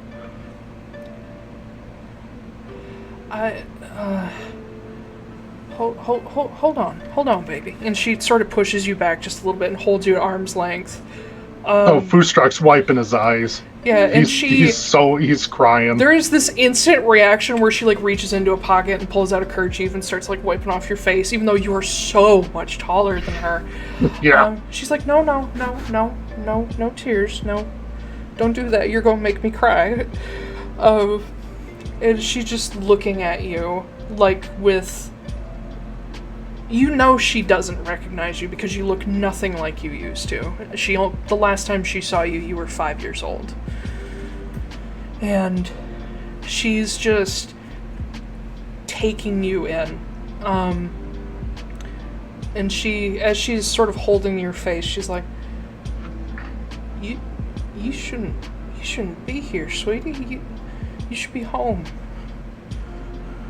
I couldn't. Don't tell me your daddy did this. Not to you. No, he didn't kick me out. I left.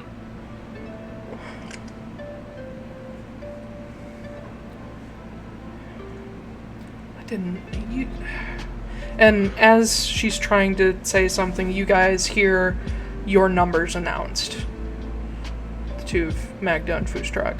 Foostrak, we gotta.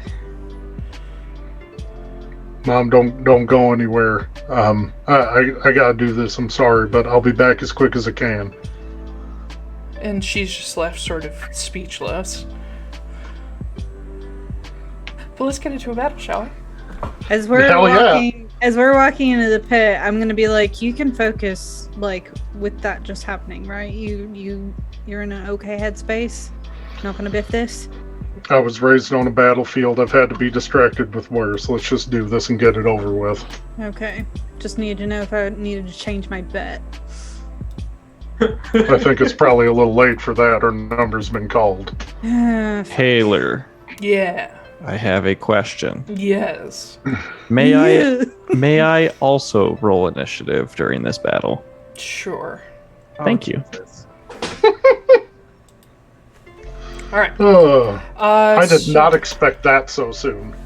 Why do you think I asked? It's like, what's your mom's name? Who is she? Where is she? Where did she go? What'd she do? She got exiled when I was 5. It's fine. Yeah. Actually, I take it back. I'm not going to roll initiative during the battle, but as they're walking out, I'm going to give them both a couple of extra loud cheers. And I'm going to give you both Bardic Inspiration. So you each get a D6. Yay! Okay.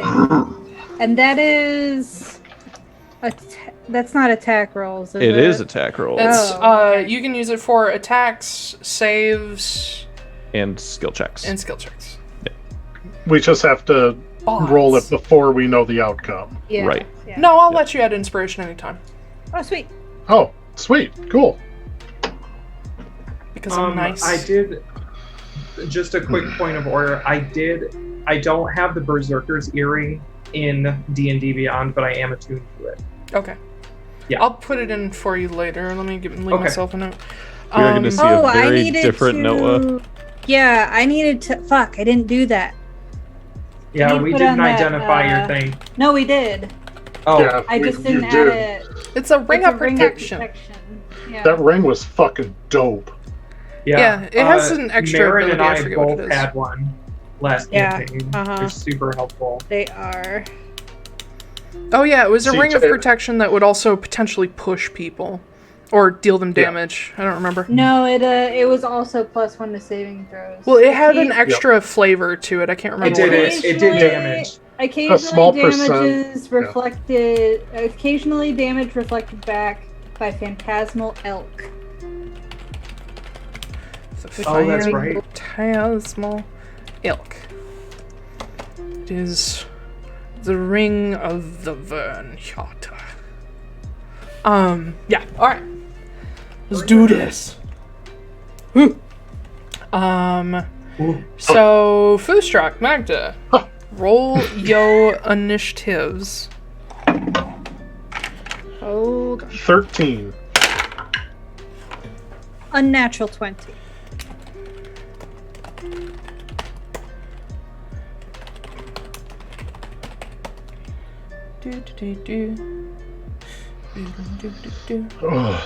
Yeah, I was expecting our opponents to be like Torov. Yeah, and that's what Volker. I thought. I know you were. I know you were. I kind of set you up to believe that, and I was like, nah. Alright. So you guys are pitted against, a blood hunter and a paladin. Okay. Uh-oh. Oh, you're gonna get smoten. Gonna get smited. You're gonna get smot. Gonna get smit. Oh, Let's see. smat. You're gonna get smat. Have we gone through all the vowels now? I don't know. We're gonna get smut. Oh, smut! God damn it. Hell yeah. You guys, why are you like this? Why are you like this? Well, it all started Oh, yeah. My Grizzly mom Thursday met my when I dad. was born. God. Ugh. I feel like streams would be a lot more serious if it was just Ash going, but Yeah. then there's, There's all Wait, you what? chuckle fucks. too many chaotic people. Yes. Alright, so, Magda and Foostrak and the Blood Hunter and the Paladin. So, as you guys get down into the pit facing these two, the Blood Hunter you're facing is very wildly different from Magda. He is dressed in pretty bright colors. He does have like pieces of armor on him, but he has like an open front shirt. He's wearing like kind of baggy, almost like harem pants style trousers. He has like curly pointed shoes. He would be Polymock tea leaf. No, he's not a tiefling. we're fighting against, the genie of the lamp. Yeah. He is, well, it's funny you say that because he's blue. Oh no. But he has a pretty hefty looking long sword where it's sort of a long saber where the very end of it is ever so slightly curved. And you see that on his belt he has a length of chain but no weapon attached to it. The other guy, the paladin, is a human. Sort of classic blonde hair, blue eyes, pale, looks pretty northern. The armor is all sort of very brightly shined. It has a lot of nicks and dents in it, but it's very well kept. And he has this very in-your-face, like, blaze of a platinum dragon on the front of his chest plate, or on the front of his tabard, with blue and silver decoration to it. He is a paladin of Bahamut, which are they're not common necessarily, but Bahamut is widely worshipped. And actually, Magda, for your benefit, this is specifically a tabard of the Order of Ivermain. You recognize them because the Taiylor clan fucking hates them. There are two sort of competing orders in this little like niche, which is the Order of Ep9 and the Order of Ivermain, Tiamat versus Bahamut. The Taiylor clan, being that they work with the Kolegaigo clan, are very closely related to the Order of Ep9. Do we know somebody from previous campaign who is an Ivermain? It sounds familiar to me. You heard about them when you visited Ralden. Oh, okay. Oh, yeah. Okay. Oh, yeah. So, you just know that this guy is part of an order of zealots who really love Bahamut and really fucking hate Tiamat, and therefore really don't like the Balin Pantheon either, because Atlaran is married to Tiamat. Yeah. So, yeah. But he is just very well put together, and he has a great sword. He also has a small shield and like a backup sword on him, but he has the great sword at the ready. but it's not that great of a sword. Cool, funny, nice. Wow. Wah, wah, wah. But, I did have a question rules-wise. So you said no whips were allowed. or things that can bind. Yeah, unless it's magic. If I were to take the end of my Kusarigama and like wrap it around like something like Reru suggested, would that get me disqualified? No, because the Kusarigama, there are only certain like weapons that are disallowed. The Kusarigama is not disallowed because that's like it's a specifically like reach out and slash people weapon. It's not just a catching weapon. They don't want you to throw nets at people because that can result in unintended like issues. And they don't want whips because there's really, it's sort of, they just don't like them. Okay. But you are allowed to use the chain as long as you're not using only the chain. You have to use the blade. Gotcha. Anyway. Okay. But yeah, so as you guys face each other, and there is a ref standing above the ring in the purple and white, they hold up a hand, and you see they've got a whistle with them. They say, "Alright, is everybody clear on the rules? Is everybody ready?" Time to get shit done, Magda. Yeah. And the paladin and blood hunter both sort of nod to him. Says, "Alright, everybody." And he blows the whistle, and immediately these two start running at you guys. Magda, you go first. Alright, I am going to... Make my mama proud. Spoil your mama. Alright, for bonus action, I'm gonna slash at my leg. And I'm going to do my Crimson Right on my weapon. And I take 1 point of damage.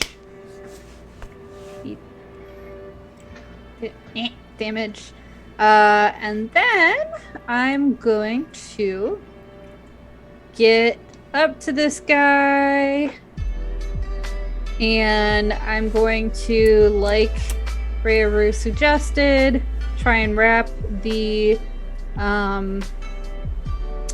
chain around this guy's hand and pull the sword out of his hand. Okay, since this is a called shot, you have disadvantage. Great. Cool. I'm here! Do it! Oh boy, guys. Alright. Cool. Got that one, didn't you? Yep. Aww. So, Magda, did. you slash at your leg, and you start running forward, and you whip the Kusarigama around, and as you throw it at him, it hits the sword and starts to wrap, and then you're like, yes! And you realize the chain isn't in your hands anymore. Oh no! You disarmed yourself! The blood hunter, kind of flicks the blade, and the Kusarigama falls to the ground. He sort of readies it. It's on the ground? It's on the ground. Okay. Whoops. That's all I can do. Critical failures come with consequences. Great. Love this. Foostrak. Love this. So Foostrak has his maul in his hand, and he's going to start moving forward, but as he does so, he's going to drink that potion of growth. Oh shit, alright. Oh, yes! Big bull! Just right away. Just burning it. Yep. Just a big old deepening cow noise. It's just... Yeah. So Foostrak essentially now has enlarge cast on himself. Yep. Yes. You've doubled in size, doubled in weight, and you deal extra damage. You also have advantage on strength-based things, I think. Yeah. Yeah, double check that. How much extra damage do I deal? I think it's 1d4. 1d4. Yeah. Okay. And I'm going to move right up here. And I'm going to try and hit this paladin with my maul. Alright. So that's going to be a 22. That will definitely hit. And then for damage, that's going to be Fuck. So it's Some interesting damage. 11, and then plus the extra 1d4.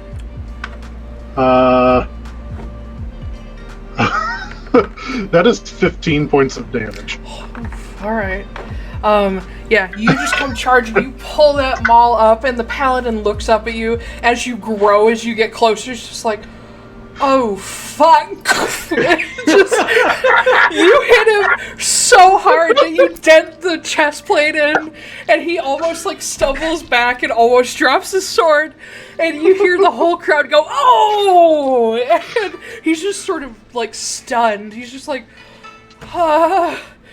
and you can see him trying to breathe, and he's like trying to like knock the dent out of his chest plate. He's just like, ugh. When that happens, Noah turns to the person next to him and be like, "You wouldn't believe how much extra strength those treats will give you every morning. You should really eat your good stuff." Question: how long does this You're not last? standing near anybody. No, I am now. You're just yelling at people. Yeah, I'm this just like, lasts I'm a treat! for a minute. Yeah, Okay. the whole battle basically. But yeah, you get that good big swing in on him, and he's just like, anything else for your turn? I mean, that's. Well, no, I took the potion as a bonus action. Yeah. Okay. So I'm good That until will my next bring- turn. That will bring us to the Blood Hunter, who just saw that shit happen and is just like, oh my god.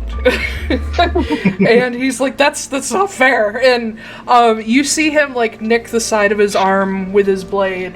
And Magda, you see his sword light up and start shedding fairly bright light. He is gone. It's a bonus action to activate that, right? Yeah. Okay. He is gone.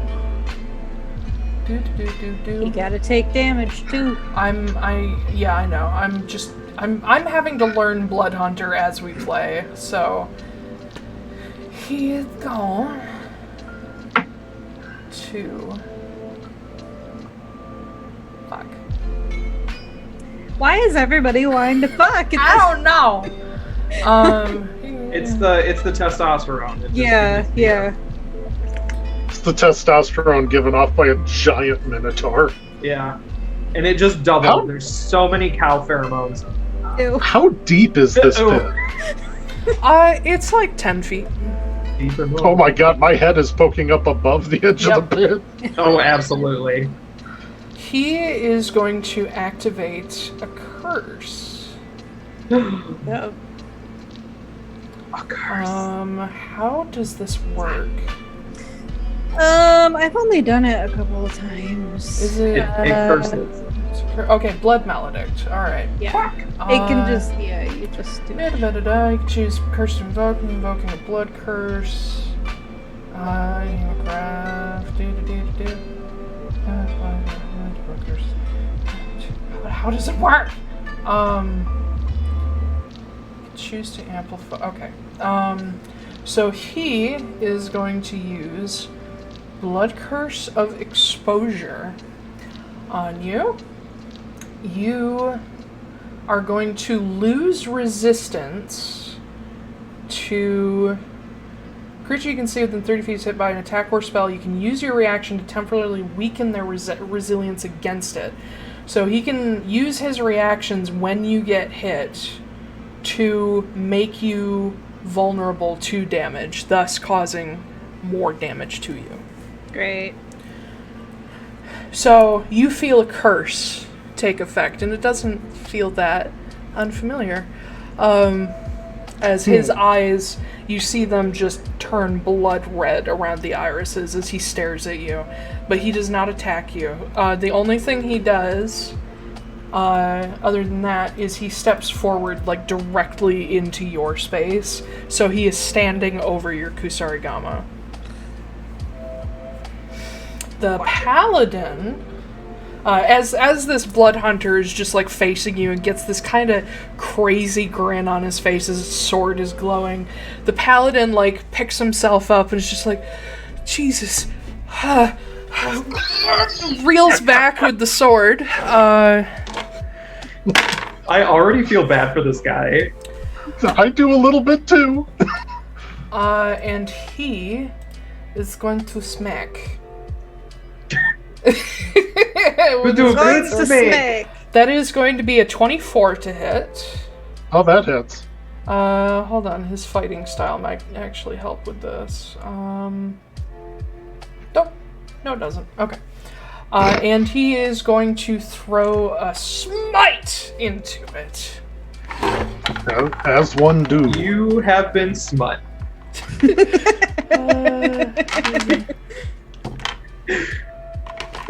I love that Koop is just like thoroughly done with me, and it's only been one episode.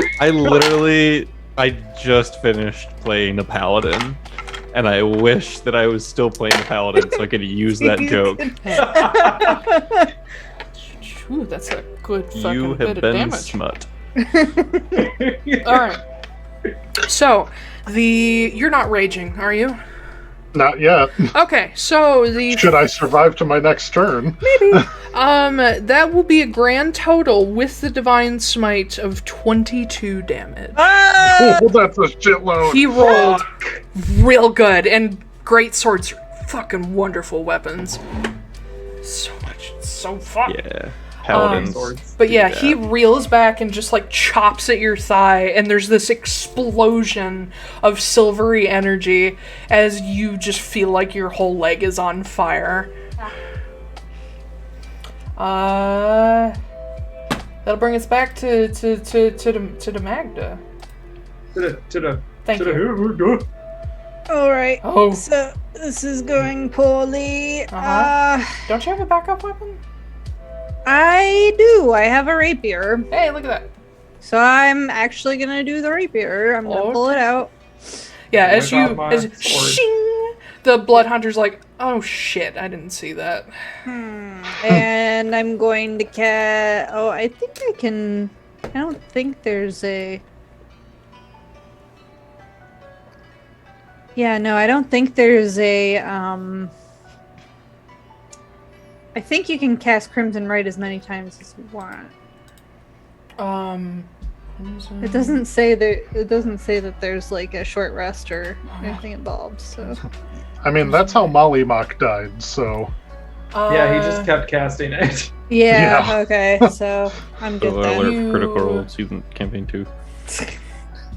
I mean, I'm pretty sure I got a bigger spoiler at your place earlier today, Koop.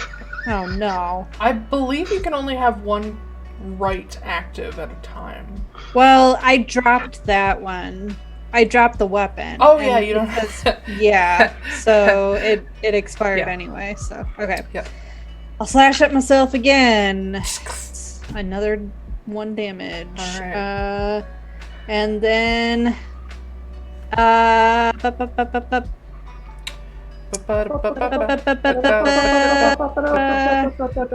yeah, Wow. no, I guess the only thing I can do is try and slash at him, so I'm gonna try again.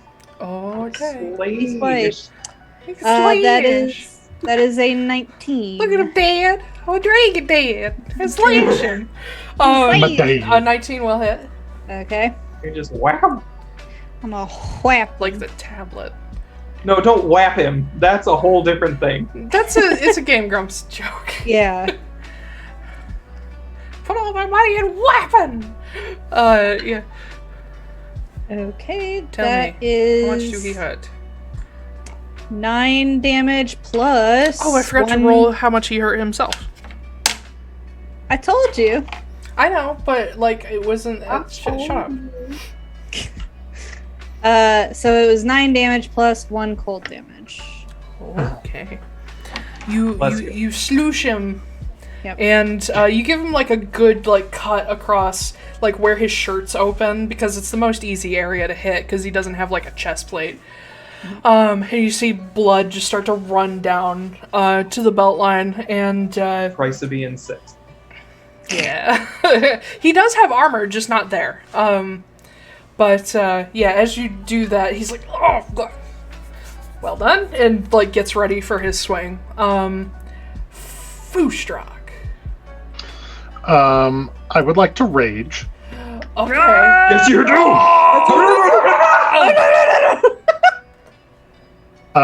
And when I rage, that also ends up activating my ancestral protectors. Indeedo.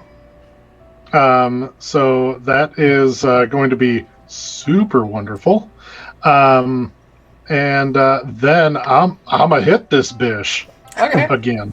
Do it. Bees. Yeah. Oh no, that's gonna hurt real bad. That's a 25. Oh, yes. Fuck him up. Fuck him up. Fuck him up. Barbarian and a paladin fighting each other is literally just like big damage. But it'll be a fast fucking fight. Yep. As it is turning out to be, yes. Well, we had to Now look up I what can't use that. I can't use that bardic inspiration to add damage. can Not I? damage. Not for damage, no. Yeah, that's what I was figuring. That's what I was afraid of. So that's a big ol' 11. Okay. You, as you're like pulling back for the next swing, the paladin has already like hit you, and you're like, oh, you motherfucker. 13, because I'm 13? raging. Because I'm raging. Okay. Yeah. You reel it back again, and just like full ready for a Gallagher swing, you bring it down, and he just manages to like move far enough that you don't hit him in the head, but you just crack his entire pauldron open with this hit, and he almost falls to the ground again. He's like, Jesus! Ah! And everybody in the crowd is like, ah!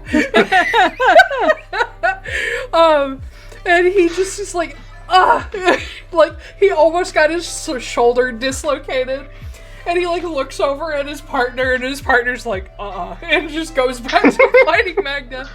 All right, That's my else? turn. All right, that'll bring us to the Blood Hunter, I believe. Yes. So he is gone now that he's got his claws in you. He is going to pull back with a swing.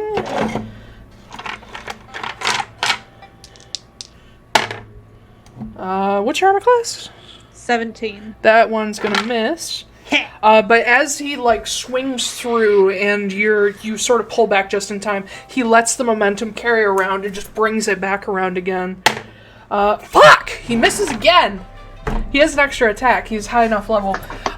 So just whiff, and he's like, fucking stand still! Magda kind of does like the woof woof, and then she just goes. Alright, Paladin. He is going to... He's having a bad day. He really is. Even with the damage he's done, he's like, yeah. Hold on, what's the paladin spell list? Jesus Christ. Fabi. Well, and if he attacks anyone but me, he has disadvantage on it. Mm-hmm. He has no choice. He is going to trot out he's going to add some stuff to his smite, I believe. He's going to bonus action cast bonus action give himself Radiant Smite, which will deal some extra damage. That's gonna suck. Yeah. And then he pulls that greatsword back and is just like, aiming at you. Yes! He goes to swing, but he doesn't have a good grip. So as he like comes down on you, you manage to literally slap the blade, and it just goes skidding out of his hands. And he's just like, huh. When he looks back up at Foostrak after that, Foostrak goes, If he were a lesser man, he would wet himself right now. He just lets out the tiniest squeak ever. He's just like, He's just like, ah! And the whole crowd is like, kill him! And the ref is like, no, don't, against the rules. don't kill him, don't kill anybody. But yeah, that'll bring us back around to Magda. All right. As you watch the paladin get disarmed by a bad swing. She kind of like cracks her neck a little bit and is like, all right. And she is going to cast, as a bonus action, Blood Curse of the Marked. Ooh. So she's going to curse him until the end of my turn whenever I deal right damage to the target. Deal an extra hemocrat die. Yes. Alright, fuck him up. I'm gonna fuck him up. Where's my dice? I don't know. That is a 24. That will definitely hit. Fuck you! oh my god. I'm so glad I bet on you guys. 11. Okay, so 11 regular damage. Okay. Plus 2 cold damage. And 2 extra crimson right. How would you like to finish your opponent? Well, I'm not going to kill him, obviously. I hope so. So I'm going to just like give him like a big slash across his chest and then kick him over so he lands on his back. And I'm going to like just stand on top of him, point my rapier down at him and be like, fuck you. Yeah, you just deliver this. Like, rapiers are not built for these big, crazy strikes, but you make it work because you have been working with these weapons for so long. You just give him a huge, like, full overhand slash across his chest, which sends him back, and he's just like, and you kick him, like, Sparta kick him in the chest, and he just lands on the ground and is like, okay, and he just passes out. All right. The whole crowd is just like, ah! and like Paladin guy is still up, right? Yes, he is. Okay. But somewhere in the crowd, like somebody who heard your name, like at the betting table, is just like, Wrenly, Wrenly. It's just a whole cheer starts going. Oh, that I don't like that, but all right. Yeah, Magda's just like, Okay. But out on the battlefield, just like, what? Yeah. Foostrak. So I am gonna try and hit this bish again. Okay. Okay. What? Nothing. Don't worry. I was messed up in my head, as usual. I was about to I'm say. gonna use that bardic inspiration die because I don't think that this is gonna hit otherwise. Mm-hmm. And even then, I'm not sure it will. Go for it. Oh, it definitely not gonna hit. That's a big old 10. Mm-mm. Yeah. Uh-oh. Don't you have advantage? Yeah, because you're huge. Why wouldn't you get advantage? No, No, from he rage. doesn't get advantage on attacks. Oh wait, Oh, that's from reckless rage. attack. Oh. Yeah. Which I do not have. So I guess instead I will use my second wind for a bonus action. Okay. To regain 1d10 hit points because this has gone so fucking well for me in the past. Mm-hmm. Oh man, and that fucking trend continues. I just got 3 hit points back of the possible 11. Yay. Hey, I'm back over half health. Woo. Okay. So that'll bring us to the Paladin, who I believe is out of spell slots. And disarm. And is disarmed. Yeah. He does have a sword and shield. But let me check something on him though, because this is terrifying. Foostrak, roll me an intimidation, just for fun. Taiylor, Did he just roll a saving throw or a check by chance? It was a check. Cool. I would like to use cutting words real quick before Okay. Foostrak does his intimidation check, Okay. just to lower that. Okay. So what I will say is, I'd call you a pile of dung, but you lack both the depth and the warmth.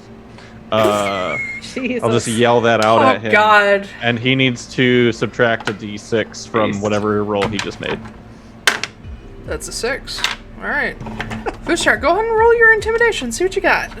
So I would argue, and hear me out on this, because of the display that I have put on, my intimidation would be focused more as a strength skill than a charisma skill. He's Trying so hard to get advantage. As someone that co-DMs with him, he's been on a kick with this whole strength versus charisma for intimidation checks. I'm just saying, I've wailed on him twice with a giant hammer. Yeah, and you haven't really talked to him, so I'll allow it. Okay. I have advantage on those currently. I'm aware. Well, so is this the enlarge spell? Yeah. Okay, But so the enlarge rage gives you- gives me advantage on strength checks. Oh, okay, all right. Super. I don't believe in rules lawyering most of the time, so I'm up for it. Oh yeah, it's advantage. Oh no, that is a 26. And that is versus a grand total of 5. So no. the paladin, as he's like reaching 21 across, higher.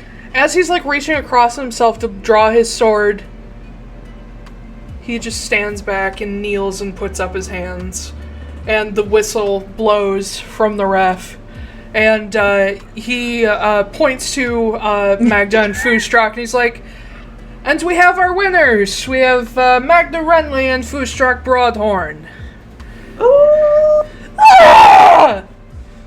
Everybody, fucking, you guys have Wow. some fans. Foostrak doesn't even take the stairs. He just plants a hand and lifts himself out of the pit Yeah. from the side. Because Magda just kind of like tucks in like a turtle and like scurries off to the... Yeah, as you come out of the ring, people are like all over both of you, just like, yeah, just like patting you on the back and just like, you gotta show me how you did that. Just No. And some people are like, oh my god, you got disarmed, but you did so good. And you're checking.